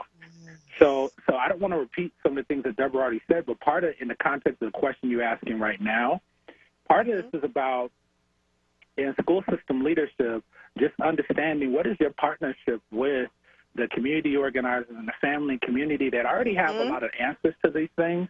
And even for superintendents that are deeply racially conscious and speaking to racially conscious collaboration capital letters, all that is about is making sure that when that superintendent goes in to work with their board, goes in to work with their cabinet in that organization, the principals, that in the most powerful collaborative decision-making spaces about these things, I should be able to walk in those and hear a deeply racially conscious conversation that pays attention to the children and people who are the most historically marginalized racially, meaning, for example, there should be conversations about, at the central office level, with the cabinet, with the board, how do we measure our success and our decision-making most on what will be most helpful, for example, to Black girls, right? Who are the most marginalized in the system, and so how are we using that as a measure? Well, the thing is a lot of us, when we go through these schools to learn to be school leaders, we aren't taught to value that. And so what's often needed is an inside-outside game, and that's the way that I look at it. So I have to be able to walk into a cabinet space and see racially conscious decision-making that considers intersectionality, but that's also partnered with and accountable to effective, organized community, right? Right. And because that's the piece that has always been missing, sir. Always. And I would dare say purposefully. Yeah, absolutely. So when I was a central office leader, when I was a director of equity for a fairly large school system, one of the things that I noticed was, all right, I can, in the spirit of racially conscious collaboration, I can help people go through these three phases that I do in my work with systems. I can help them gain the tools to take a critical race theory approach, which, by the way, our last president in his racism banned critical race theory. This is how you know it's something we should be using. But I can help them take a critical race theory approach to school system leadership and train and coach them in that, and then have them use that to scan the organization around what needs to change and really coach them in deep implementation. But here's the thing that I came to understand as a school system leader is there's been no time in the history of this country, or frankly globally, where racial equity advancements like that have been sustained without organized community. So what I did, I was constantly, kind of on edge of getting in trouble, to be real with you, and connecting with community organizers who I knew how to organize a base of people, knew how to get into conversation with system leaders in an effective way, knew how to sit down at the table and negotiate the things that are really important to us in the Black community, and know how to work with system leaders. And it's a scaffold, right? You can't come in initially with a sledgehammer, but you also can't come in there asking. You have to help them understand that you want to, get into a power and sharing relationship and have some shared accountability. And so I introduced community organizers who I knew could actually move people and educate the community on how to use this power effectively. And that's the only way in that school system that I was in that work was sustained for about 5 years. Because you all know 3 steps forward in this country, 2 3/3 steps backward. Yeah, I have to take a quick break, but I want to come back and share a story with that actually buffets exactly what you were talking about just now. Hold on one second, please. You are listening to The Source, 96.1 FM, 900 AM, streaming live on WURDradio.com. Follow us on all social media platforms at onWURD. 215-634-8065 is the number to call in. We will be right back after these messages. Tune in this Saturday from 5 to 6 p.m. for the Islam Today show, with a perspective on moral guidance and Islamic principles and values. Family Therapy Vignette Moments with Dr. Lucille Ijoy. Intimacy and truth during pandemic times. The 4 kinds of love: sex, eros, philia, agape. The 3 ways to say I love you: information, intimacy, behavior. Information, intimacy, behavior. Remember, this is a pandemic time for the world. It's time to gather around and be truthful and real and honest and joyful. Hold hands and smile, for goodness sake. Don't forget the children, the teenagers, the older generations. Music and dance time is any time, even if you hum or do the electric slide. Blessed assurance. I sing because I'm happy, Sam Cooke. Shake, order Jackson 5. I gotta be starting something. Yes, dancing is allowed during pandemic times. Oh, happy day. You're listening to The Source with Andrea Lawful Sanders on WURD Radio. Streaming live on WURDradio.com and the WURD Radio app. Welcome back to The Source. If you're just joining us, I am in the middle of our livelihood segment that we do each week with Deborah Keys Wright, and usually she has a guest. Today, it's Dr. Tony Hudson, who will discuss his strategy for leading for racial equity in school systems. And so this has been a good conversation because you literally, so Dr. Hudson, I want to share something with you. Okay. I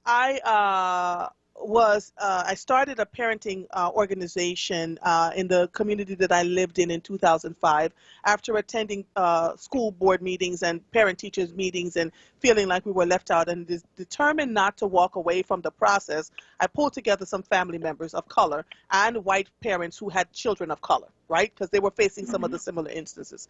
We got this organization going and got them engaged and involved, taught them how to navigate the system. And so they were joining committees and joining different things and becoming part of the school, entrenched in the school system, to the point where parents who were not able to show up would get the advice from us. Like, this is what's going on. This is what's happening at your school. This is what we need you to show up for, that kind of thing.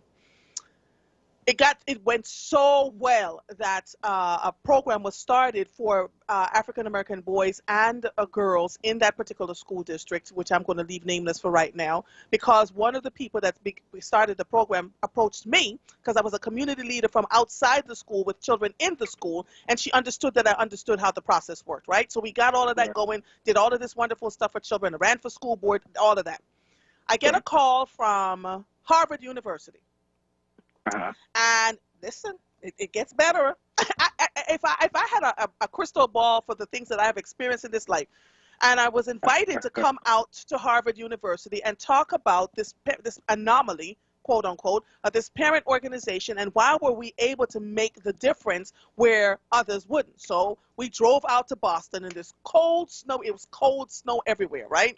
We did the presentation, and if it's on Facebook, it's on, if you Google it, you might be able to find it. We do the presentation, and the gentleman, who happens to be African-American, well known, in fact, Deborah knows who he is, looked at me and said, I hear you, but I have to believe that the parents, it comes down to who you know. I have children in the school. My children are fine. They're going to be okay. And you know, it just it's because parents don't care about their children to that level, and that's why they're struggling and suffering. And I said to him then, didn't argue with him. I looked at him then and I said, talk to me in about 5 years when your child gets to middle school. Hello. Well, wait a minute. Yeah. Gets better. Yeah. Several years later, I go to Ohio for the very first parent engagement conference. I walk into one of the rooms, the facilitation rooms, and there he was giving this great big conversation. He sees my face. He stops mid-stride and said, oh, my God. Drags me to the front of the room and tells everybody how right I was, how his child was treated horribly. It didn't matter what organization he belonged to. It didn't matter how many pedigrees he had. All they saw was a black and brown child. And then he said he absolutely agreed that community engagement and holding people's accountable for the work that they were doing with young lives, especially the black and brown ones, is what makes all the difference. Dr. Hudson, let me tell you, you are on to something here. I've been doing this since for 20-something years. You are absolutely on the mark, absolutely on the mark. And when the parents are not engaged, and when parents are told, well, you know, they can't come, and I feel like they don't really care, hogwash. If you engage them at a certain level, they will show up. And there's always parents in the community that will want to be there, and they're showing up. They're just rebuffed. So how can schools invite parents in without feeling as if they're going to make their lives miserable? Because that's what it is. Yeah. Well, a couple things. I'm glad I don't know the brother's name, because I'm not making a comment about him. But you know, my folks originally are from Mississippi and say things like, sometimes folks don't believe 5 meters is greasy. Okay. And so this perspective about anyone who of any racial background who believes that school systems were designed to love black children is sorely misinformed, and we just need to have a conversation about that. Secondly, to your question, how can schools really engage family community members in a different way?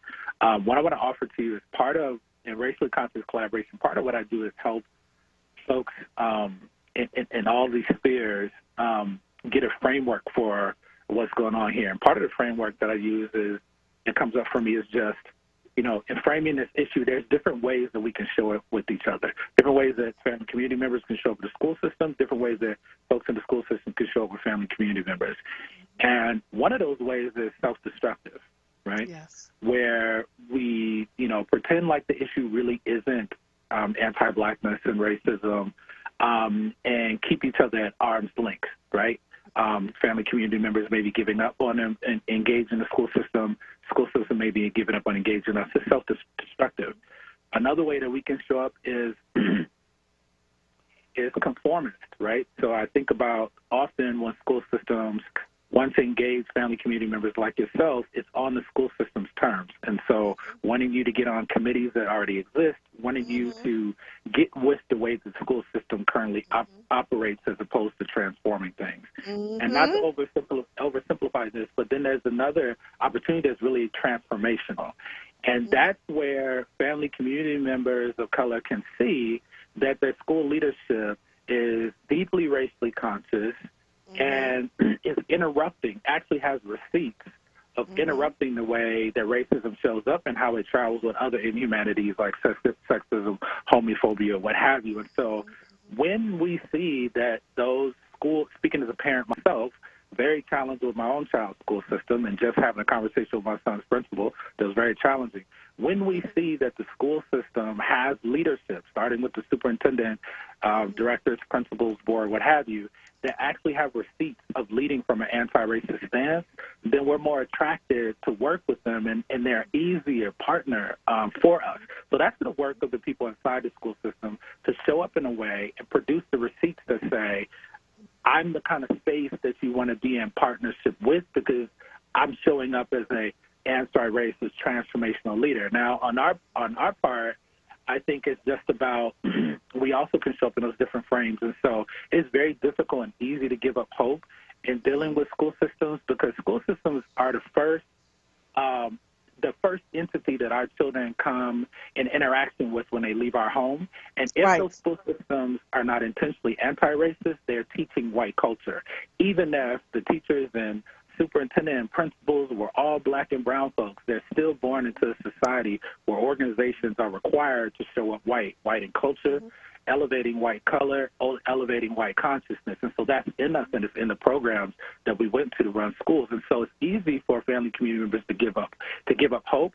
And so on our end, I think it's about investing in that more transformational frame and saying, you know what, I know the issue is racism. I'm not going to internalize that it's my child in my community. I might have some challenges, but these school systems were built to maintain anti-blackness, and it doesn't take intention and malice to do it. So how do I have some sense of agency? How do I get connected with people like yourself, Andrea? How do I get connected with, entities like WURD Radio and really with some organizers in the community who actually know how to coach people up on building power and engaging with those school systems effectively. And so when you have both of those ends, a racially conscious approach from the school leadership, and they got the receipts and somebody you want to bond with, and a community pushing for relationship in that way, it doesn't have to be contentious like organizing. But if it has to be that, then at least folks in the community know how to use that power to meet particular demands. Absolutely, absolutely. And you know you've made a difference when the superintendent looks and says, where did all these black people come from? Boop, boop. Hello. Wait, listen. And then all of a sudden the black folks started getting what the black folks needed because the black folks understood the system, right? Listen, and so I remember being the director of equity in my school system, and I had partnered with some local organizers like yourself, and they all showed up that night, to the board and stuff, and it was like, nobody's here to, like, burn it down and nothing like that, like, asking for partnership. So we need an inside and an outside game. The educators have to be coached up to be more racially conscious in the way they collaborate with each other and with family community members, and we just have to understand our power, which often we do. That's the oldest thing we've known how to do in this country, is to understand our power and use it collectively, because this is not a country where things just happen for you where you don't use that power when you're black and brown and indigenous. Let me ask you this. How can we get schools to partner with parents instead of seeing them as enemies? Because the conversations that I've heard from the school board level down is rather interesting. If those parents would just stop showing up, if those parents would stop making noise versus, let's welcome our parent partners into the school. Let's work with them. Let's see how they can volunteer in our school corridors, because parents want to be there. It just sounds better to the ears of those who kept saying, parents don't care, parents don't. We've got to stop doing this. We're feeding into the machine of foolery. Right? Absolutely. And so how do we partner? How do we get schools to say parents are our partners? Let's figure out ways to work with them instead of seeing the what could go wrong. Let's talk about what can go right when we partner with families. So and I'm gonna just jump. Can I jump in here just for a quick minute? Because this has been bothering me too. What we have to do is step back and look. How are we viewing family? Our family in particular. We assume that these parents don't care about their children. We assume, or I shouldn't say we, because I'm not a part of that. They assume that they just want us to just take them like they're the babysitters. The school's the babysitter. These parents are giving you their precious commodity, their precious geniuses to educate them, because that's what your job is to do. But the school also has to remember that if a parent doesn't trust the school system, and you have to think about, were they a product of that school system? Right. Do they remember how they were treated when they would come into the front office and these assumptions and stereotypes were thrown on them? So we have to step back and see, why are they coming toward us this way? Why are they complaining instead of just writing them off, saying that they don't care? And when you create something for, like, even just a simple parent-teacher conference, you are scheduling them when the parents are working. What if they're working 2 and 3 jobs? And so are you making it convenient for you, or are you making it convenient for the family? If it's for the family, then how about go into their community, go to their churches, go to the community centers. How about on Saturday? But who's willing to do that? If you do that, you show that you care, and you want to stop perpetuating all of this disparities and bad practices and behaviors. But if you don't take it from theory to practice, we stay in just the theory talking about. Now let's roll up. We have talked about this enough. What's the practice? Show me. Like you said, where's your receipt? Yeah. So to your question, Andrew, for me, that's why I developed Racially Conscious Collaboration as a company, and it's actually the name of the tools that I use to work with school system leaders. Asa Hilliard, the teacher of your teachers, teaches about culturally relevant education, already let us know that, all of our kids can learn. So really what we're dealing with is a believing challenge. It's not like what technical solutions. So the work that I do with school systems starts with the executive leadership first. Largely because they're often teachers who feel the same way that we feel like on this, segment right here and talking about right now. Those teachers are in the community. They have the perspective. They know what needs to be done. They getting 100% of their kids meeting goals and stuff like that every year. Like I hired those kind of teachers as the principal. It's wise, right?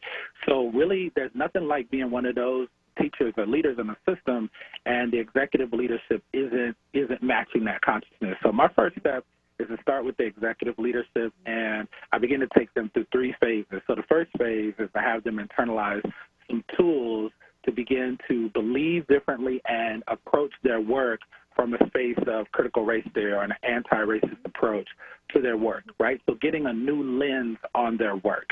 And in coaching them up to internalize that lens, they begin to see parents and family members who want to have some shared accountability and power in the system less as a threat, but as critical race theory practitioners or principal and school system leadership, they begin to understand I can't do my job without those partnerships, right? And so that's the first phase. And then that first phase begins to extend out to include the people managers in the organization, principals, teacher leaders, or what have you, and focusing on culturally relevant instruction too.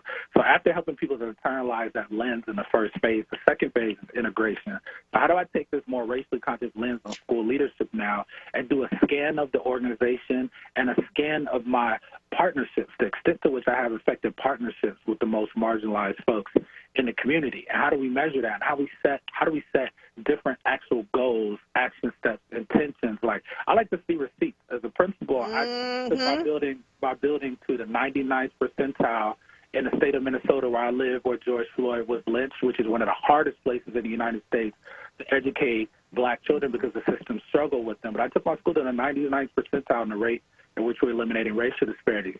So in my work consulting with school leaders and system leaders, it's about those receipts. So now that we're more racially conscious approach to this, how do we scan the organization, set different goals, intentions, action steps, and then I coach them in deep implementation, but not without ushering them through partnering more effectively with family and community members. And largely that's about their consciousness and the need for some coaching to understand you shouldn't see family community members, in particular black folks, as a threat, but actually you can't get what you need to get done in the system. Without them.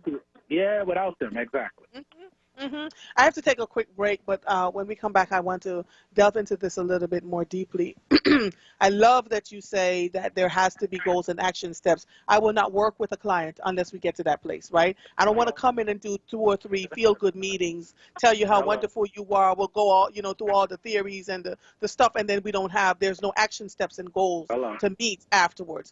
But let me tell you, there are folks who will go and take the contract and give 2 or 3 meetings because it's more about the money. So we have to also be very careful who we're hiring, and that says a lot about us too as organizations when we're looking for someone to give us 2 or 3 meetings and say we did critical race theory and we did implicit bias work and it's over. So it's a lot. We have a lot to do. But hold on, let me take a quick break and we'll talk about that when we come back, okay? All right. Okay. Have you signed up for your WURD membership yet? Join the WURD family today for access to special events, exclusive digital content, WURD swag, VIP invitations, discounts, and our printed newsletter, WURD Press. WURD values your support. We dedicate ourselves to providing the best news coverage for our listeners every step of the way. Please visit wordradio.com/forward. That's FORWURD for more details. You are listening to The Source, 96.1 FM, 900 AM, streaming live on wordradio.com. Follow us on all social media platforms at onWURD. 215-634-8065 is the number to call in. If you are hearing the sound of my voice, I am Andrea Lawful Sanders, and we will be right back after these messages. Happy New Year, Philly. It's sincerely Sarita. The 2020 pandemic blew the roof off of life as we know it and forced us to make radical decisions once thought impossible. Many parents and grandparents turned to the option of a public cyber education. In thousands of instances, they sought assistance from the one true pioneer and industry leader in public cyber education, Commonwealth Charter Academy. Visit ccaeducate.me and exercise your right to choose a safe, hassle-free, student-focused learning environment your kids deserve. CCA delivers elite online instruction streamed directly to the safety and comfort of your living room. They provide a laptop and headset along with internet connectivity that includes financial assistance, all at no cost to families. CCA has been the gold standard in school choice for nearly 20 years. Visit ccaeducate.me and ring in 2021 with a 5-star learning experience. Again, that's ccaeducate.me. As a business owner, hiring and developing people from the community that your company serves is one of the best ways to show commitment to that community. Let WURD Radio help with Livelihood, our new initiative that connects Philadelphians with companies like yours. We'll feature your business, open employment opportunities, and resources to connect your company with talent and ensure that you reach your target demographic. To learn more about how Livelihood can help you build your team, visit wordworks.com. That's WURD Livelihood is supported by the Nightland Fest's Local News Transformation Fund, Borealis Philanthropies Racial Equity and Journalism Fund, and the Solutions Journalism Network. The WURD Radio Newsletter, keeping you informed, engaged, and connected. Sign up by visiting wordradio.com. Scroll to the bottom of the page and type your email address under Connect with Us. You'll receive the latest information on WURD Radio, messages from our president and CEO, Sarah Lomax-Reese, exclusive articles and multimedia content, and resources. Stay informed with the WURD Radio Newsletter. You're listening to The Source with Andrea Lawful Sanders on WURD Radio. Streaming live on WURDradio.com and the WURD Radio app. Welcome back to The Source. If you're just joining us, I have on the line with our livelihood segment, Deborah Keys-Wright and Dr. Tony Hudson. We're talking about racially conscious collaboration. It's a conversation that I want us to continue having time and again because we see so many excuses about why children can't learn. And when we buy into the narrative that parents will not be there, they don't show up, and people keep regurgitating that narrative, it becomes what people believe, right? But I don't know a person who gave birth to a child, got through all of that to put them into school and then say, well, it's up to you now, you can go ahead and do what you need to do.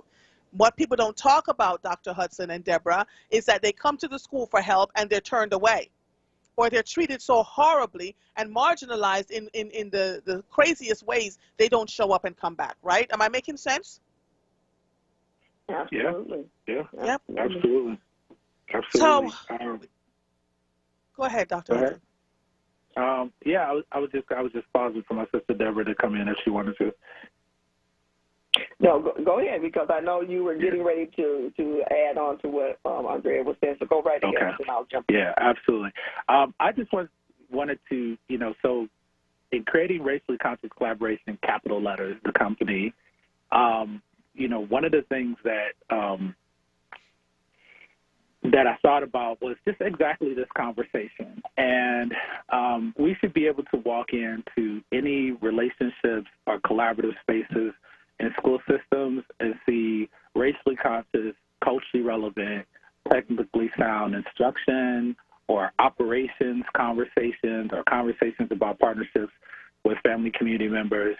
But we don't see that. But what I want to do as well is say part of what motivates me is as a principal and a central office leader, some of the teachers and teacher leaders that I hire that kill it when it comes to working with Black children. And I just want to send a shout out to all of those teachers, all of those principals, and all of those parent leaders and community leaders that are partnering together and delivering excellence in in education for Black and brown children and indigenous children. I see it all the time.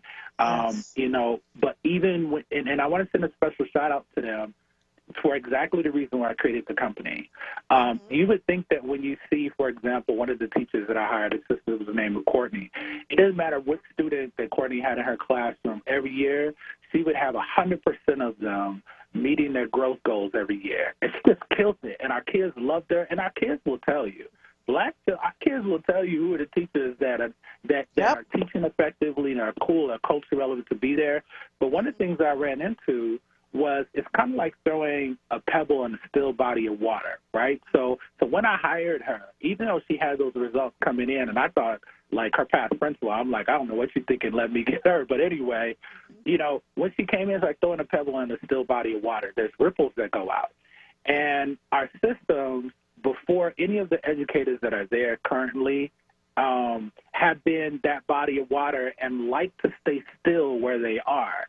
So when you get principal leaders, superintendents, teachers that are amazing and actually, you know, cultivate Black excellence in the classroom, often they're viewed as the problem in school systems, or it's a struggle. They're often not celebrated. And you would think when I was a principal getting the results that I did, you would think, like, I didn't think this was going to happen, but you think we'd be throwing a parade for that. We'd be, like, bonding around that. Like, I became the problem in my school system. So part of creating racially conscious collaboration as a company and as a research-based tool to help people have these conversations and action is that the real challenge is the system itself and the culture there. You could take all of the principals, teachers, superintendent, board members out this year, replace them with other ones, and you still will have the same issue because there hasn't been a shift in the culture of the system. So for me, to your point earlier, I'm not interested in coming in and doing, you know, a training or that kind of thing because this is an iceberg we're dealing with. You don't sit at the top of icebergs, you deal with the whole thing. And so the specialty for me and what I'm called to do, this is a calling for me. It's my purpose. I know what I'm here to do on this earth, and it's to help people combine this sense of racial consciousness and changing the culture of our organizations, institutions, and communities. And so that's the specialty that I'm bringing when working with folks around this. It's a long-term agreement and experience to merge together racial consciousness and effective organizational change work. That's got to be the approach, to your point earlier. Let me say this to you before Deborah jumps in. Kudos to you, right?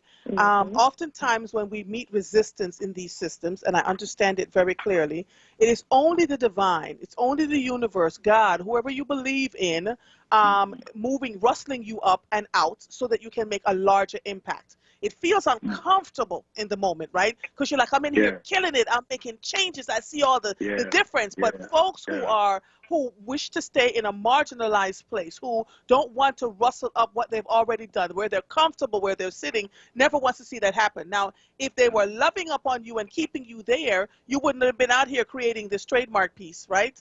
Right. So you want to see the blessing in the storm. I just need you to see that, right? Because now we get to experience you on a different level. And so this is good stuff. So thank you so much. Deborah, what did you want to add to this? Yeah, and you know, I'm so glad that Tony did mention about the phenomenal teachers and principals who are doing this work. And so I in no way want to just paint everyone with the same brush stroke. But if you fit into that category, then you know that's where you are. You know, so you're educating everyone and letting everyone know that in this school system, on every level, there's going to be accountability. And if everyone's not held accountable, only sections of the system will work. And so you have to look at it in the big picture wise, that it is going to be, everyone's going to be held accountable. And then show them what it looks like. You measure your success.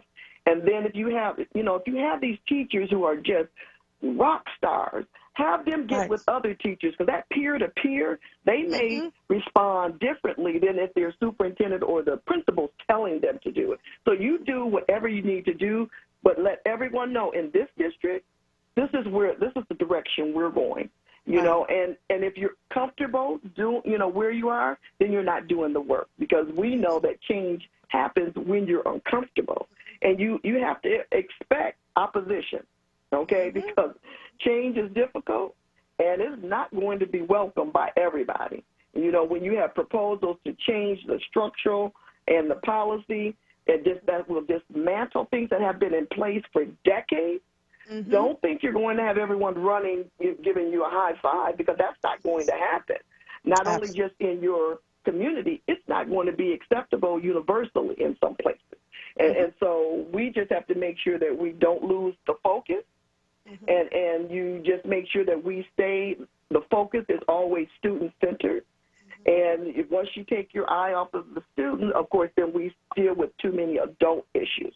And so we're doing this because the love for children. And we are here to do this work to make sure that children have the best educational experience possible, and don't allow teachers, principals, or whatever adult that's in front of them oppress them, because we know that they are in a position to oppress children. Even with their best of intentions, Deborah. Sometimes even with the best of intentions, they're suppressing and don't even realize they're suppressing. And they don't know it. Right. Yeah. And so, you know, the last thing I want to say is that when people are asking, requesting folks like Deborah, myself, and Dr. Hudson to come out and do the work, because guess what? We are 3 of what should be thousands of folks doing this work, right? It is intentional. It moves at the speed of trust. It is a lot of work. We put an incredible amount of work into creating these frameworks for people to work through. And for me specifically, when I go into work with an organization, I create frameworks for all of them, right? Depending on what I see, you know, when I go in there, and then create the space and to do the tools so that they can get the work done on behalf of the children that they're serving. I cannot thank you all enough. We have to find more ways to get folks to, Dr. Hudson, you're getting ready to start a program where you train trainers to do this work, correct? Yeah, absolutely. So, so a couple things. So speaking of a framework, so the name of the company is the same name as the framework, Racially Conscious Collaboration. But it's a systemic framework for racially conscious collaboration. What does that mean? It's just a framework to help people to understand how to merge together racial consciousness and organizational change work while honoring the partnerships that need to happen with family community. So this February, I'll be launching, it'll be open to the public in April, actually, a program called Collaborator. And essentially it's just to help people to internalize some tools about how to have more effective conversations with each other about race and the actions we need to take around race. And that framework and that foundational tool that folks will learn in that experience is actually called Racially Conscious Collaboration itself. And in addition to that, before the end of this year, the book will be out, Racially Conscious Collaboration, an introduction. And again, it's just breaking down how to use that tool to be able to meet each other where we are, you know, whether you're organizers or family community members, how do you meet yourselves and educators where they are in the conversations about race, anti-racism, intersectionality, and go deeper, and how do we stay at the table with each other when inevitably we don't see eye to eye around it? How do we engage in ourselves and community care to stay in the conversation? All of this is inspired just by a life journey where by the time I was a senior in high school, I just want to say this to the community, I was a teen father. I was involved in one of the most notorious gangs in the history of the United States. How you going to wait until the conversation is over to tell us all of this, Mr. Hudson? I did not attend my high school graduation because my mother thought I was going to be shot walking across the stage. So if you look all the way to then, and with you out there calling me Dr. Hudson, when I still got to finish this dissertation, I'm just saying that this is possible.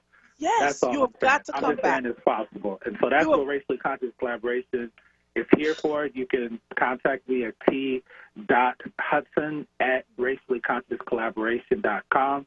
And you can also follow me on Instagram at Conscious Collaboration 76. All right. I can't thank you all enough. The segment is over, but, you've got to come back. Deborah, you got to bring him back. You got to bring it back. Absolutely. Deborah Word Keys, up. This was just a teaser.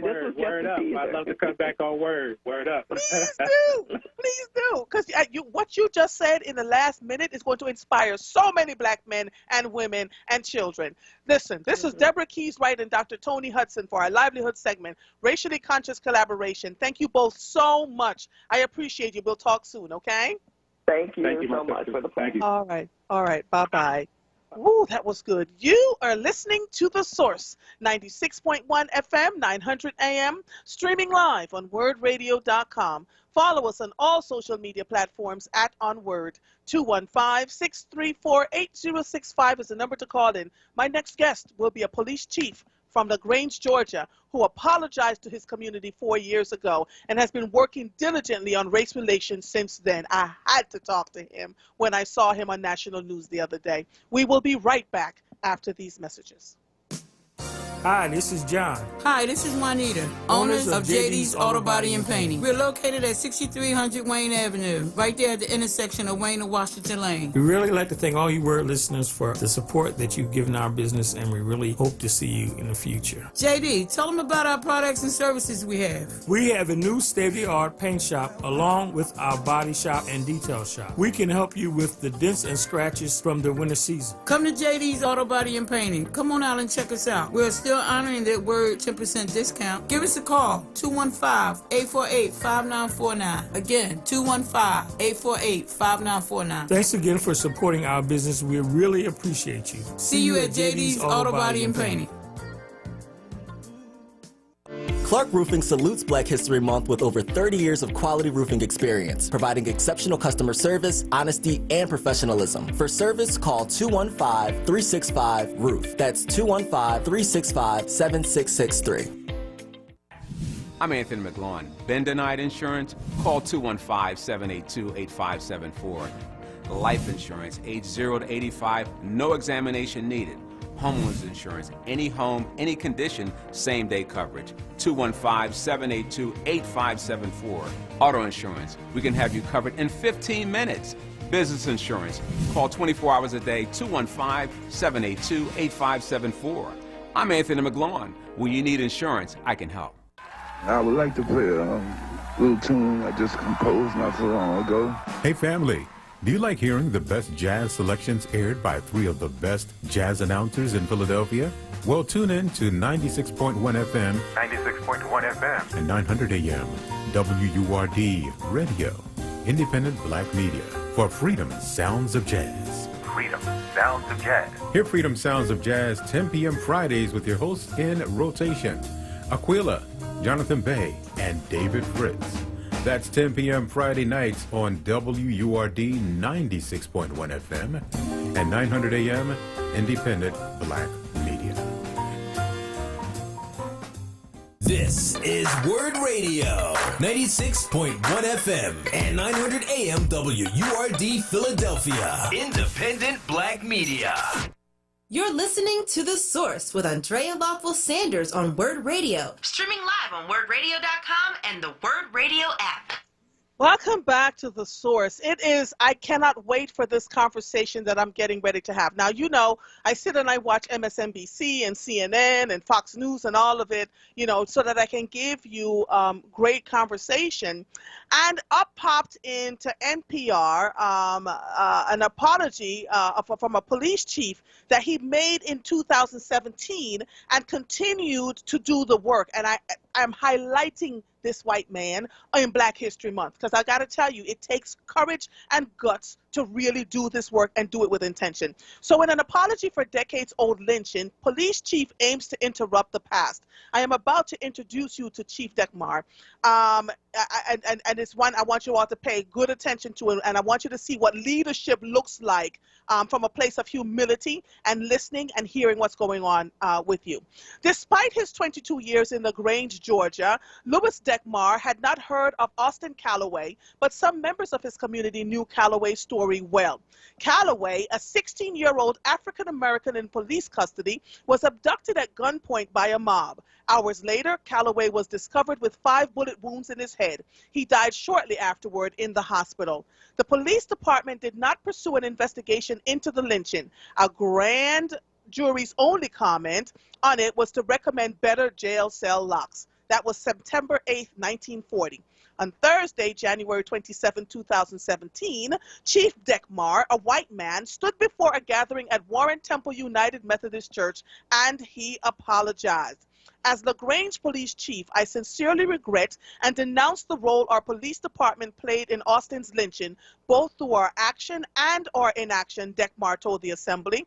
For that, I am profoundly sorry. It should have never happened. Dekmar was joined during that remembrance by Mayor Jim Thornton and other authorities in the town, and the whole thing was live streamed by Facebook. So it was a moment long in coming, nearly 3/4 of a century, in fact. But here's the thing about Chief Dekmar. I see him on the news a couple of days ago, and 4 years later, he's still doing the work, and the people in the town are just, they can't believe it. One woman said, I can't believe I'm trusted. It's a white man and his white police officers, and he's done the work, and I literally trust him. Chief Dekmar, Louis Dekmar, welcome to The Source, sir. How are you? I'm well, ma'am. Thank you for inviting me, and thank you for that gracious introduction. Oh, my goodness. I was watching you. It had to have been like 4 o'clock in the morning, and I said to myself, here is someone who is absolutely doing the work. So take us back to the time after you apologized, right? What work did you have to put in place to get the community to, A, trust you, right? Because you already knew there was a long history of distrust there. And B, that 4 years later, you're still doing the work. Explain that process to us, please. Sure. Well, and you make a good point. And at the time, I'd been there, I think, 22 years, now going on my 26th year. And when I first arrived in LaGrange in the mid-'90s, the relationship between the African-American community and the police was strained at best and openly hostile in some parts. We had areas where when police cars drove through, they'd get pieces of concrete or bricks thrown at police cars. And so there was just a lot of difficult issues as it related to, an effective relationship. And, of course, if there's not a trusting, effective relationship between the police and any community, crime flourishes. And so people are victimized because they don't trust the police. And unfortunately, in too many instances, I think people would rather put up with the crime than shake the dice and wonder what kind of officer is going to show up if I call the police. So trust is just without trust, you can't have effective policing. So the apology really was a consequence of, a couple of decades of work. We started developing community policing initiatives, and those flourished into relationships and effective partnerships. But it seemed like right after the apology, those relationships were kind of put in afterburner mode because they just became more intense and I think more effective. And I didn't realize that it would have that kind of effect. I'm glad certainly that it did, and in hindsight, I see why it did. Relationships with the police department are no different than personal relationships. And if you've been done wrong by somebody and they want to work with you, and somebody being an institution, and you've been done wrong, and you don't admit it and apologize, it's difficult to build a relationship with the sense and the feelings of that misstep or that misdeed or that wrong that was done, if that makes sense. It does make absolute sense, and that is why you just literally hit the nail on the head as it applies to the African-American community. We've had some situations here in Philadelphia. This is where we are. WURD radio is located. And we have consistently said all we need from the leadership is a sincere apology and then steps put in place to make sure that what happened then would not happen anymore. And so, sir, you are on my show today because I want people to see what is absolutely possible. You're all the way out there in LaGrange, Georgia. Tell me now, after you made the apology, 4 years later, what were the things you were able to accomplish as a direct result of people starting to trust you? Because it always starts at the leadership, right? And what were you able to do within your police department to make such a change continue? Well, I think more important than what we were able to do in the community is what were we able to do as an institution in terms of kind of looking at our policies and our practice and now being self-aware of how those policies and practices affect the people that we're supposed to be serving. Yes. You know, and I'm going to make some general statements here. When the police mess up and the white community sees it, the white community has a high level of trust in the police department. So what they say is, well, you know, the police generally are good, that guy's bad, they need to deal with it, they will deal with it, and they move on, and the notion of trust has not really been compromised in the white community. When there's a bad outcome or the police have behaved poorly in the black community, they don't look at it as a singular event. It's a sentence on a page, in a chapter, in a book, in a library full of misconduct by the police. And so it just becomes, you know, an aggregate of misconduct and bad outcomes and wrongful acts that I think puzzles the white community. Well, why are they rioting when, you know, it appears that maybe this was justified? And in the African-American community, my experience is trust doesn't buy you a pass. It buys you time to get the facts. And when you don't have the trust, the immediate response is not to believe the police, not to believe they were justified, and then react in an emotional way because of all that anger and that history of distrust. Oh my! You should see my producer and I are going, wow. You are the epitome of leadership that we're looking for everywhere. Now, let me ask you this. It took you a couple of decades of working and trying to move with people and create programming until after you apologized, and then you started to see in hindsight how the apology helped to heal in a way that got you to move a little bit more. Wow, sir. And so in doing that, we started looking, you know, police look at their policies and they go, well, you know, we treat everybody the same, except that depending upon where you're at in life, the outcomes aren't the same. Yes. And so we had to look at the way we do business and how are those outcomes affecting people. Well, let me just give you a quick example. Say that as a police officer, I arrest somebody on a Friday night for open container, you know, drinking outside, and he may be a little bit drunk. And so I arrest him, and I take him to jail.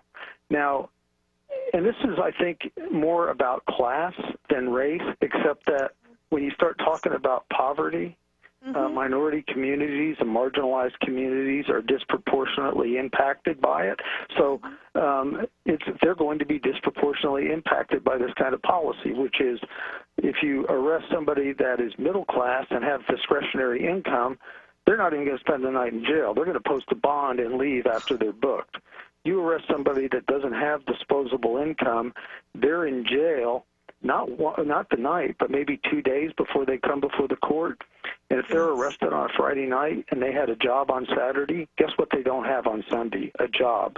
So for an open container violation, that enforcement action has just introduced chaos into somebody's life and maybe impacted their family because they lost their job.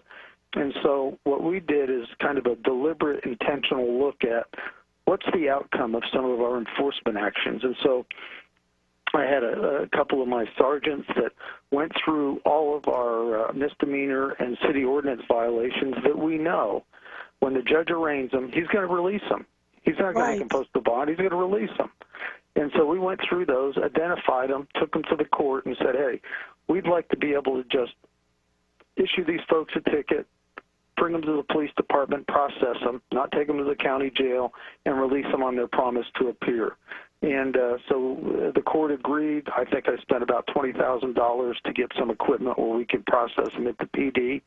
And now what we've done is we're still enforcing the law. We're just not introducing chaos into some people's lives because they lose their job. And so those are kind of the systematic institutional reviews that you can do as it relates to, you know, the outcomes that you produce. You are people. So this lady wrote on Facebook. She said, "Doing it publicly She said this was a perfect example of how police treat black and brown people. It's an honor that he is speaking out, and I am grateful that he's letting the world see exactly what they're capable of doing.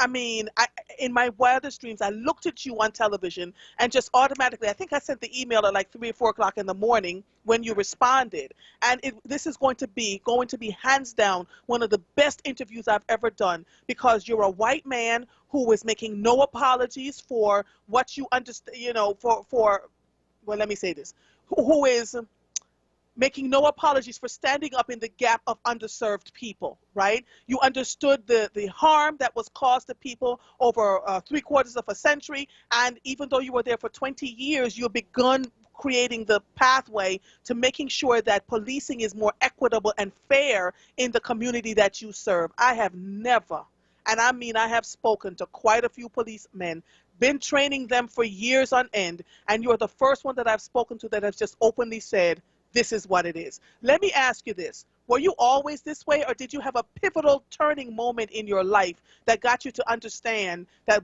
the way things were not exactly the way they should have been? Well, I guess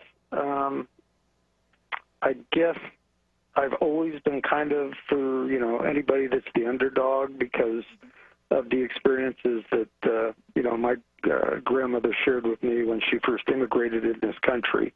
And, you know, how they were treated. And, you know, it always reminds me that, you know, none of us start out on equal footing. None of us start out the same. And that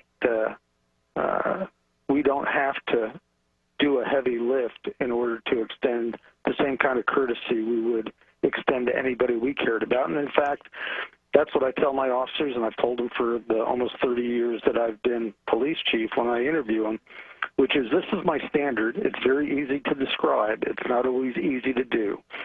When I look at the way we treat someone, when I look at the way we handled their case, when I look at a complaint that they've made, I ask myself, if this is somebody I cared about, would it be good enough for them? And if it's not good enough for the folks I care about, it's not good enough for our citizens. And I think that's, you know, that takes it down to the human element, which is what we're supposed to do. We're supposed to treat folks, you know, the golden rule, you treat folks as you would want to be treated or the way you'd want someone that you cared about to be treated. It's a simple enough thought, and one that in theory can be practiced if folks will put their minds to it. Here's my question for you. I know that you apologized, and I can only imagine that you met some resistance in the black community, right? Because they're like, well, he apologized. What's going to come from it? 4 years later, you're continuing to do the work. Have you also met resistance from your police officers and from folks in the white community? You know, that's interesting. When I made a decision to do this, I've got just under 100 officers, and we have annual inspections. And when we were doing the annual inspection, I told the division commanders, hey, get everybody together. There's something I want to share with them before we do inspections. So it was outside, and there was kind of a knoll or a little hill I could stand on. So I got up, and I was able to see their faces as I was talking. And I just explained, I said, you know, let me tell you what I'm about to do. I said, I'm not so much married to this that I'm not prepared to do something different if anybody's got a better way for me to handle it. And I outlined for them how I became aware of it, why I thought it was important. I reminded them that, you know, the fact the police department didn't do its job and allowed somebody to be kidnapped from the jail and then didn't organize a search and didn't do an investigation and didn't identify those responsible.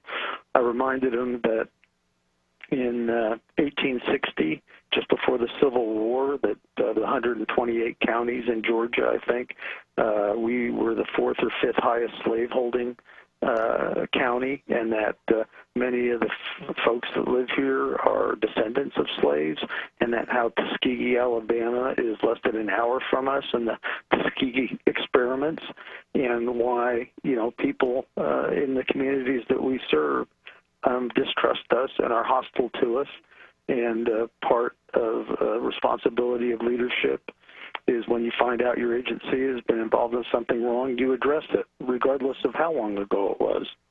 And I asked if anybody had an issue, And nobody said a thing. And I said, all right. I said, I don't know what's in your hearts, but I know what comes across your lips. And if I hear something to the contrary in terms of support, when you had a chance to share it with me, I'm not going to appreciate it. So just please, I expect you to support this initiative. And as I was leaving, several of the officers texted me and said, you're doing the right thing, Chief. We appreciate it. Wow. Wow. And so it's 4 years later. What have you accomplished since that major apology in 2017?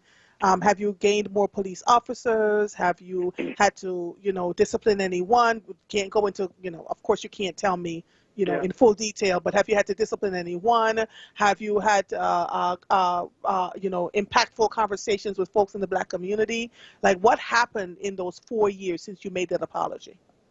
Well, a lot of it is initiative-based, in terms of we are very selective about the folks that we hire. Out of roughly about 100 applicants, we'll end up with 3. Of those 3, 2 will successfully complete the academy, our training, and our field training officer program. So I'm blessed in that we've got a great group of folks. So some of the initiatives, one of the things I recognized soon after that was, the secret about police work is it's social work with a gun. I mean, yes. 90% of what we do does not result in an arrest. 90%. We deal with mental illness, we deal with homelessness, we deal with prison reentry issues, we deal with substance abuse, we deal with domestic issues, delinquency. So one of the things that we worked on for probably 10 years was getting close partnerships with those resources so that we could make effective referrals. But I realized that we do so much of this, and the officers are trying to kind of put a Band-Aid in terms of referral on somebody, and we get called back to the same place over and over and over again. So I took a police officer position and made a caseworker position. And that caseworker was charged with developing effective relationships with the 70 different nonprofit, faith-based organizations and other government agencies. And as a result, when officers go to a call and they realize, okay, this person just got evicted, they need housing assistance, they'll refer it to her and she'll help them find a house. This person can't get an ID, so and they need an ID in order to get a job, right. So she'll work with them to get an ID.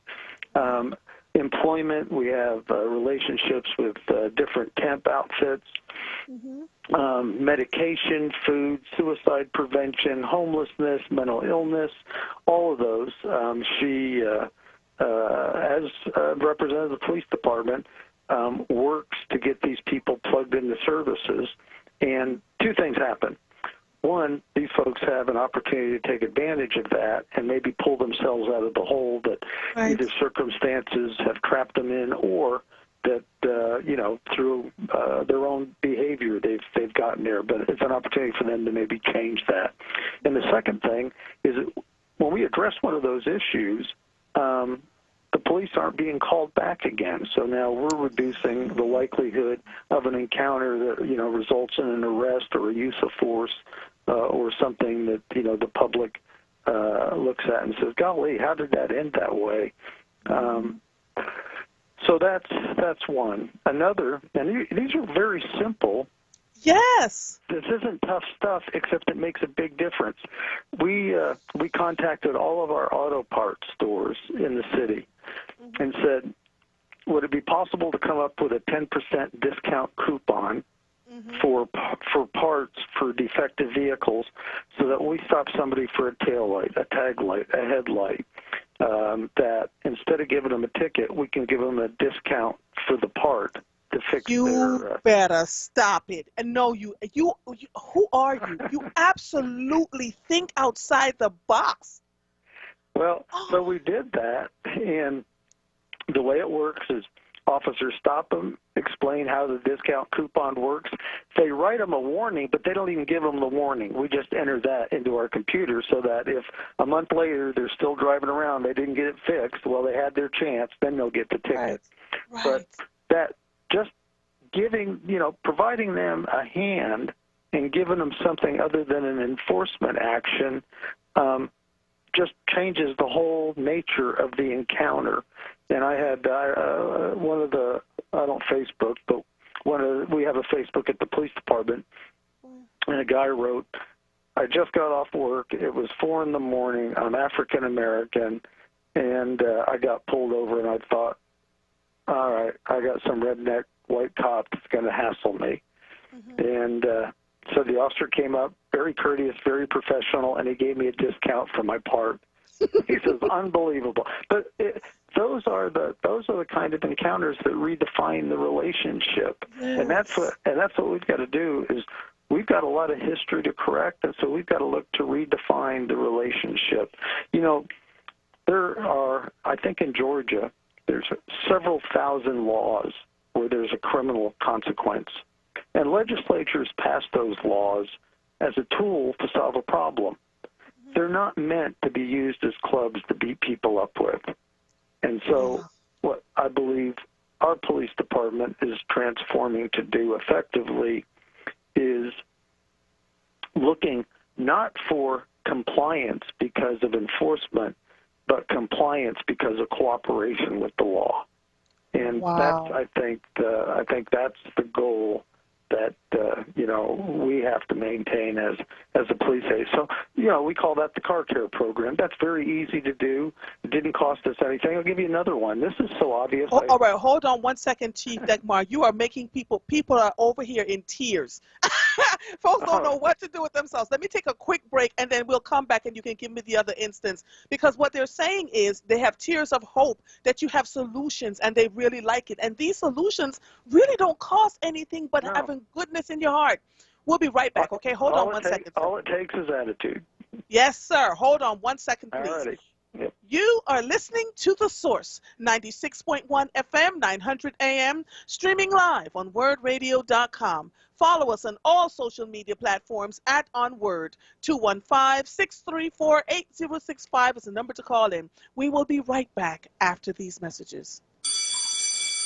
Happy New Year, Philly. It's Solomon Jones. The pandemic of 2020 blew the roof off of life as we know it and forced us to make radical decisions once thought impossible. Many parents and grandparents turned to the option of a public cyber education. In thousands of instances, they sought assistance from the one true pioneer and industry leader in public cyber education, Commonwealth Charter Academy. Visit ccaeducate.me and exercise your right to choose a safe, hassle-free, student-focused learning environment your kids deserve. CCA delivers elite online instruction streamed directly to the safety and comfort of your living room. They provide a laptop and headset along with internet connectivity that includes financial assistance, all at no cost to families. CCA has been the gold standard in school choice for nearly 20 years. Visit ccaeducate.me and ring in 2021 with a 5-star learning experience. Again, that's ccaeducate.me.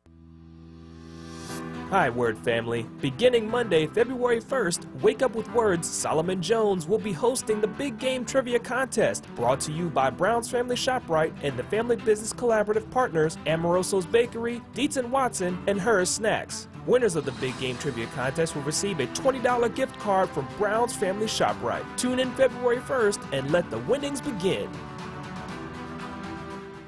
WURD Radio is independent black media, and we're able to stay independent because of our 4WURD movement and members like you.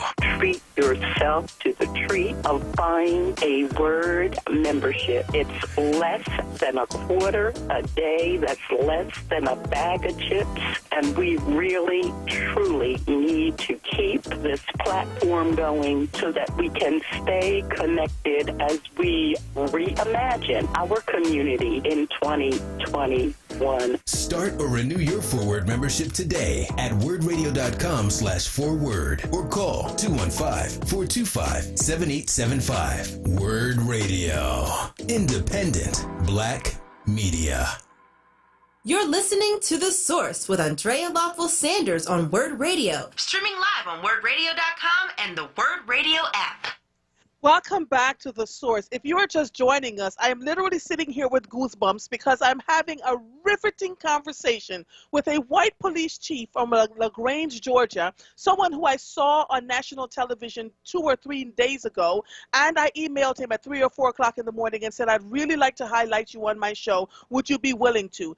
Chief Louis Dekmar, literally, is in his 26th year of policing, literally made an apology for something that happened over 3/4 of a century ago, and began the hard work, the hard but easy work of moving at the speed of trust, right, with his police officers, and instead of arresting the folks in the community, he turned one officer into a social worker, partnered with over 70 organizations, and so people, when the police would get a call about something, if it was homelessness, jobs, depression, whatever, they would help that person, the person would find a better way, and they wouldn't get that call again. See how easy that is? And it is such a good way to shut down a lot of the things because people need help and support. He also says that 90% of his contact with people do not end in arrest. For instance, because I'm telling you, I'm sitting over here with my mouth wide on the floor, and it's the first time in a long time I've actually done an interview where I said, oh, I can't believe it. Oh, my God. That's all I keep saying as I listen to Chief Dekmar. The one thing he also said was when people get stopped for a tail light, instead of giving them a ticket, they write a warning, give them a discount to the local auto store to get whatever the part is, and give them a month to get the thing fixed so they don't get a ticket. Do you know how many people stay out of court as a direct result of that, right? Chief Dekmar, are you... When I tell you have people all over the place, they're texting me, they're calling me, you have so opened the eyes of what is possible in this country by just being a real decent human being and talking to your officers about this is what we see, this is the history of our town, this is what's going on in our country, and you gave them the historical context and then say we're going to do better. Sir, on this Black History Month, thank you. Thank you so much for being for showing us in living color what we knew was possible across this country. Thank you, sir. Thank you. Well, thank you. And a gentle correction. I've been a police chief for almost 30 years. I've been in law enforcement for almost 45. So, but thank you. Wow. Wow. Thank you for knocking off a few years. I have a question for you, and people are asking me things like, Lord, what can you do to help in other parts of the country? All those things. But I need to, you talked about the fact that you had immigrants in your family and you've seen firsthand how they were treated. What advice would you have for police chiefs now around the country in light of all the stuff that's been going on? When the George Floyd incident hit, what happened in your community, in your town, sir? There was some protests about the incident, but we didn't have any protests about our police department relative to the George Floyd incident. I think in August there was some folks that had some people incarcerated that were protesting against the DA in our gang unit. I think there were like a dozen. But we did have in the summer several groups that tried to come in and organize protests, and our local activists would call me and just say, we don't know who they are. We don't have an itch with you. We're not coming. And so they could never get traction, and so they kind of moved on. Right. Wow. Wow. What advice do you have for police chiefs around the country now, based on your experience of 45 years at this thing? Wow, this is a lifetime. Well, there's just, and I guess if I have a regret, I regret that it took me that long to kind of figure this out, and it's not tough. There's a couple of, we've got so many initiatives. I think we've got like 35 different initiatives. And what I would say to, other police chiefs is look at the outcomes. What is it that you're doing, and is it impacting people in a way that when you're done and you look at it, you say, by gosh, I'm proud of our work. And it's clear that, there are people that need to go to jail. I mean, Yes. I like to say that, we're hard on crime but soft on people. I mean, there are some people that absolutely need to go to jail and go to prison because they're not safe, and communities are not safe if they're out there. But the other part of that is if they go to jail and they come out and they don't get a chance, then don't be surprised if they get locked up again or they're involved in crime again. So there truly has got to be an opportunity, and I'll give you a couple of examples. The Georgia legislature passed a law several years ago where if you were arrested but not convicted, you can have your record restricted so that employers won't know that you were arrested. Frequently now, employers will make you sign a consent form to look at your criminal history. And if they see arrests, they put you on the pile where you don't get an interview. Right. And so you don't get a chance to explain the circumstances. So the legislature said, hey, if you didn't get convicted, you can get this restricted, except you got to go to the police department, you got to go to the court clerk, you got to go to the prosecutor, you got to go to the judge, and each one of those has fees. So something we started 3 or 4 years ago was a record restriction where I had a lunch with all the prosecutors and the courts and the court clerks and said, hey, if the police department acts as the sponsor or the ombudsman, will you all waive fees? And they said yes. So we had a record restriction day where we had the Georgia Bureau of Investigation come down on a Saturday. They hooked up their computer terminal. We had all the paperwork done. And in one day, we restricted 152 records. And now I think we've had 3 or 4 of these, and we've restricted probably, I would be surprised if we haven't done close to 500. This is life-changing. These people, yes, it is. I saw this African-American lady, older lady that I worked with on different community initiatives, and I saw her down at the record restriction place. And then we got with community supervision, which is parole and probation, and they organized a job fair. So at one end of the building, they were getting their records restricted, and at the other end of the building, there was a job fair where they could apply for jobs. And I saw this lady there, and I said, hey, are you down here working with us on the record restriction? And she just kind of drops her head and looks around. She goes, no, when I was a young and I got involved in something I shouldn't, and I've always hated it. It was on my record, and now I've taken care of it. I mean, these are things that, why would you not want to help somebody when you can like that? Right. And so the record restriction's another one. And here's another one that just, to me, makes so much sense. Why haven't we? This ought to be a law, which is if we go out on these scenes, we go out to a cutting, a shooting, somebody's been killed, domestic violence. You see school-age kids there, and it's 2, 3 in the morning, and they're dealing with this trauma, this chaos, and so we get their names, and through an agreement worked out with the juvenile court. Matter of fact, it was the juvenile court judge whose idea this was. He called me and said, hey, is this something you can support? And we said, absolutely, but we get their names. We send it that night from the officer's police car. He can send an email to the superintendent's office. They send it to the school, who notifies the teacher, and all it says regarding this child is handled with care, meaning they've been out.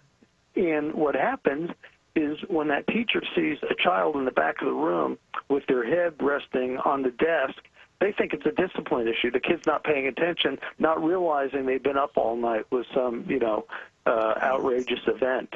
And so instead of it being handled as a discipline issue, it's handled as an intervention issue. My God. And so you're literally moving across systems to make sure that families are being serviced and helped. Wow. Yeah, and particularly children. Yes. And I talked about prison reentry. We had a trustee. He was doing 20 years. He did 20 years for robbery and something else. He's 18, so he's 38. Trustee worked around our building for 3 or 4 years, and instead of going back to where he was before he got sentenced to this prison camp here, he wanted to go to the transition center in our area. So he asked my secretary to ask me if I would help him out. So I said, well, sure. So I called the transition center, and they said, well, he needs a job.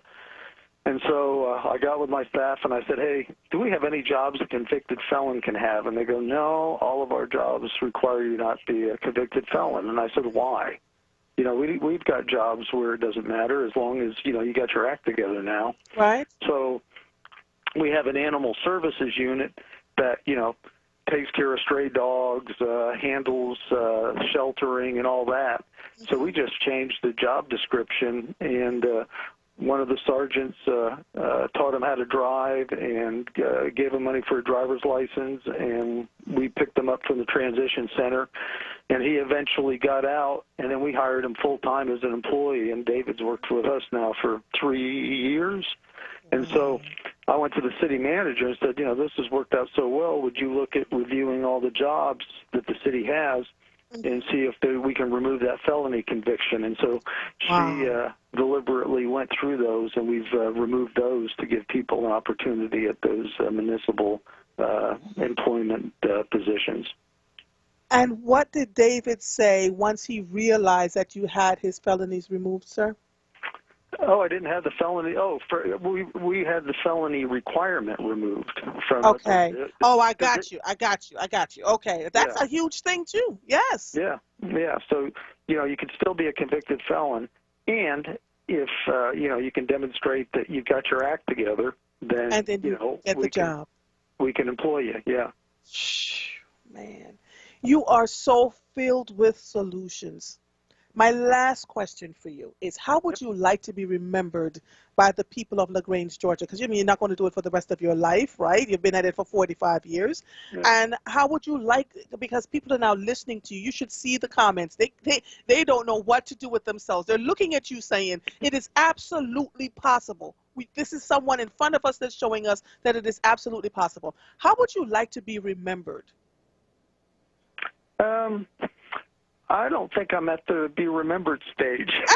45 years, and I think I'm still at the, you know, working the. All right, so let me rephrase the question. Let me rephrase the question for you. How would you like to be remembered as for the most impactful thing that you've done in your 45-year career so far? I guess recognizing that the police really are in a key position to see, understand, document, gather data, and advocate for people that don't have a voice. And what we can do is act as the ombudsman for these people to help with services, help with legislation. And you know, and I'm a conservative guy. I'm not a liberal guy, but it just makes good sense. I mean, all you have to do is look at, you know, the prison population in Georgia. 70% of the folks in prison dropped out of high school and have substance abuse. So how do you ignore that and not create opportunities to, you know, get people an education and recognize that the sooner you get folks into treatment programs, you know, a lot of folks, you know, will not go to treatment unless they're arrested. So fine. Right. But they need then to have those treatments available. And some people won't go to treatment until they're facing jail. But at the point that they have that epiphany, at the point that the tumblers are lined up and they realize I got to do something different, resources and services need to be available. Agreed. You know, someone just wrote on my Facebook page that President Biden needs to meet with you. I agree. I'm going to send them this interview at the federal level so that they can hear what we're talking about, because it's one thing when you're talking with white folks and with white media. You're literally on Black Talk Media, and the people here are losing their cookies. Like, it can be done. It can be done. I need you to hold on for me one last time. I'm going to take a break, and then we have a caller who has a question for you, Bree from Germantown. Can you hold 1 second, please? Sure. Okay, hold on. Have you signed up for your FORWARD membership yet? Join the FORWARD family today for access to special events, exclusive digital content, WURD swag, VIP invitations, discounts, and our printed newsletter, WordPress. WURD values your support. We dedicate ourselves to providing the best news coverage for our listeners every step of the way. Please visit wordradio.com/forward. That's FORWURD for more details. You are listening to The Source, 96.1 FM, 900 AM, streaming live on wordradio.com. Follow us on all social media platforms at onWURD. 215-634-8065 is the number to call in. If you are hearing the sound of my voice, I am Andrea Lawful Sanders, and we will be right back after these messages. At Charmin, we heard you shouldn't talk about going to the bathroom in public, so we decided to sing about it. My sweet cheeks feeling squeaky clean when Charmin's rolling behind the scenes. Charmin TP gives me those cheeky clean feels. That ultra strong hype is all for reals. Those TP rolls got me a Charmin clean tooketh. Cheek to cheek feeling oh so shooketh. Charmin Ultra Strong just cleans better. Enjoy the go with Charmin.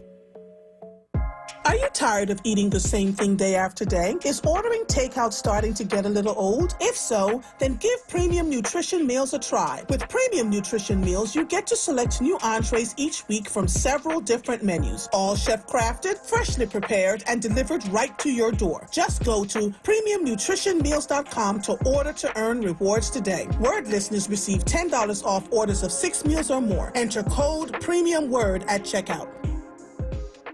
WURD Radio celebrates Black History Month with Black Artist Story 365. Brought to you by Keystone First. Welcome to Black Artist Story 365. My name is Envy McKee. Get into this episode where we explore the art and artistry of revolutionary poet Amiri Baraka. Part 1. Everett Leroy Jones was born in Newark, New Jersey. His father, Colt Leverett Jones, worked as a postal worker and lift operator. His mother, Anna Louise Russ, was a social worker. Jazz was something Baraka got interested in as a kid. He wanted to be just like Miles Davis. The influence of jazz can be seen throughout his work later in life. For college, he won a scholarship to Rutgers University in New Brunswick in 1951, but transferred in 1952 to Howard University. Before Amiri Baraka was Amiri Baraka, he was Leroy Jones. And at the time, Leroy moved to Manhattan, where in addition to attending Columbia University and the New School, he became a prominent artist in the Greenwich Village scene. In 1961, Leroy published his first major collection of poetry, preface to a 20-volume suicide note. His 1964 Obie Award-winning play, The Dutchman, which addressed racial tensions and American blacks' repressed hostility towards whites, gained him fame and acclaim. So that's it for this episode of Black Artist Story 365. My name is Envy McKee. To hear more, tune in to The Envy McKee Show, Friday nights, 7 to 10 p.m., right here on WURD. Black Artist Story 365 is brought to you by Keystone First. You're listening to The Source with Andrea Lawful Sanders on WURD Radio. Streaming live on wordradio.com and the WURD Radio app. Welcome back to The Source. If you are just joining us, I am going to tell you, go back and listen to this all over again. From 3 o'clock on, I have on the line with me from LaGrange, Georgia, Chief Louis Deckmar, who has just been the impetus and the example of what is possible when police chiefs work with their officers and with the community. I can't even begin to get into the amount of things this gentleman has done in the last 4 years alone, working with the community, simply by apologizing and then getting the hard work done. Oh, my goodness. Bree from Germantown, are you there? Because I have to get off the air soon. Are you there, Bree? Yes, I am. Good afternoon. Good afternoon. Hi. Real quick, I was listening, and I'm also very encouraged by this interview, and I have 2 quick questions for the chief. The first one is, I was wondering if the chief believes that throughout the United States, whether there is a general disrespect for the black community and poor people. That's my first question, if he feels that way. The second question is, I wanted to ask if the police chief, I just heard the last request from Facebook, that he needs to work with Biden, and I was wondering if he would be willing to train other police departments, because there's thousands of them all over the country. Would he be willing to train other police departments or write a training program for real change in America in the police department? And I'll get off the phone. Thank you for coming on and talking with us. Oh, thank you, Bree. Thank you. All right, Chief Dekmar, do you believe that there's a general disdain for black and brown people in America?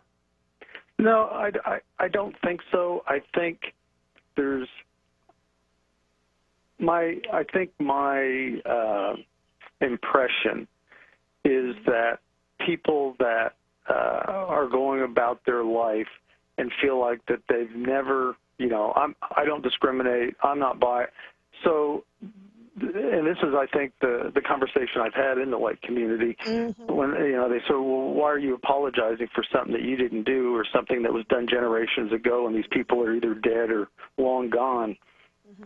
And the fact is, the legacy of that behavior is still impacting us today.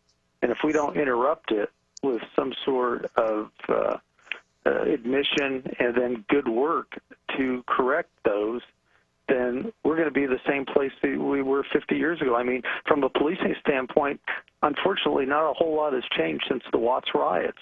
I mean, there's riots, there's quiet rest, and tension until the next outrageous outcome or what's perceived to be a discriminatory outcome. And then the volatility in some of these cities result in riots. And so if it's not worked what we've done the last 50 years, we need to start looking at something different. So I don't think there is a general distrust or resentment. I think people just don't feel a responsibility, maybe. And they turn their heads and pretend like it's not happening until they can't turn their heads anymore, which is what happened last year. You're absolutely right. And I can put the example even more basic. Anyone that lives in a city that's walked by a homeless person, have you stopped and said, what can I do to help you? No, everybody walks by. Why? Because they don't feel like I'm directly involved. I give through my church. So they feel like they've done enough. And what we've got to do is we've got to reinvigorate the whole notion of service in a community.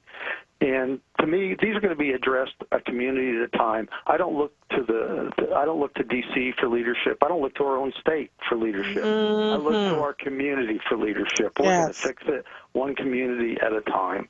And then with regard to, I've worked with the Bush White House, I've worked with the Obama White House, and I've worked with the Trump White House. I work with any administration that wants to move the ball forward as it relates to doing those things that are effectively going to address public safety. Wow. Chief Dekmar, Louis Dekmar, I am so proud of the work that you have done. I am thrilled that you came on to The Source today, all the way in Pennsylvania from LaGrange, Georgia. And I thank you for being the inspiration for us at the end of this show to remind us of what is possible. I am going to, when my producer is finished with lining up this interview, I'm going to send a copy of it to you, just so you can hear it and share it with your people. Thank you again so much, sir. Stay well, okay? You too, and if you get anywhere near Georgia and you don't stop by for a cup of coffee, I'll be unhappy with you. Let me just tell you how I drive across the country, and I'm planning to do it this summer. I am coming to find you, sir. Just remember, tall Jamaican woman. Tell your police officers there's a sister coming in a blue truck, and to be nice to me, don't stop me for anything because I'm coming to have coffee with the chief, okay? Well, if you got a headlight or tail light out, we'll get you a coupon to get it fixed. It's such a pleasure talking to you, sir. Have a good afternoon, okay? Thank you, ma'am.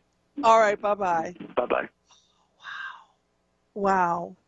You know, I spend so much time on the air talking about the things that are wrong, but I also spend quite a bit of time on this airwave talking about the solutions. I say it all the time. Don't come to me with a complaint if you don't have a solution. Don't come to me and say, well, you know, if we had done this differently, if we had done that differently, what are you going to do differently? It is the way that I'm asking all of you to live your lives. Have we been marginalized? Have we been suffering? Have we gone through all sorts of crazy things? Yes. But when we run into people that are willing to apologize and make the difference, you can hear the noise, my plumber is now going in, and make the difference on our behalf, right, and to meet us part way to get the work done, then that is what we should and can and will do.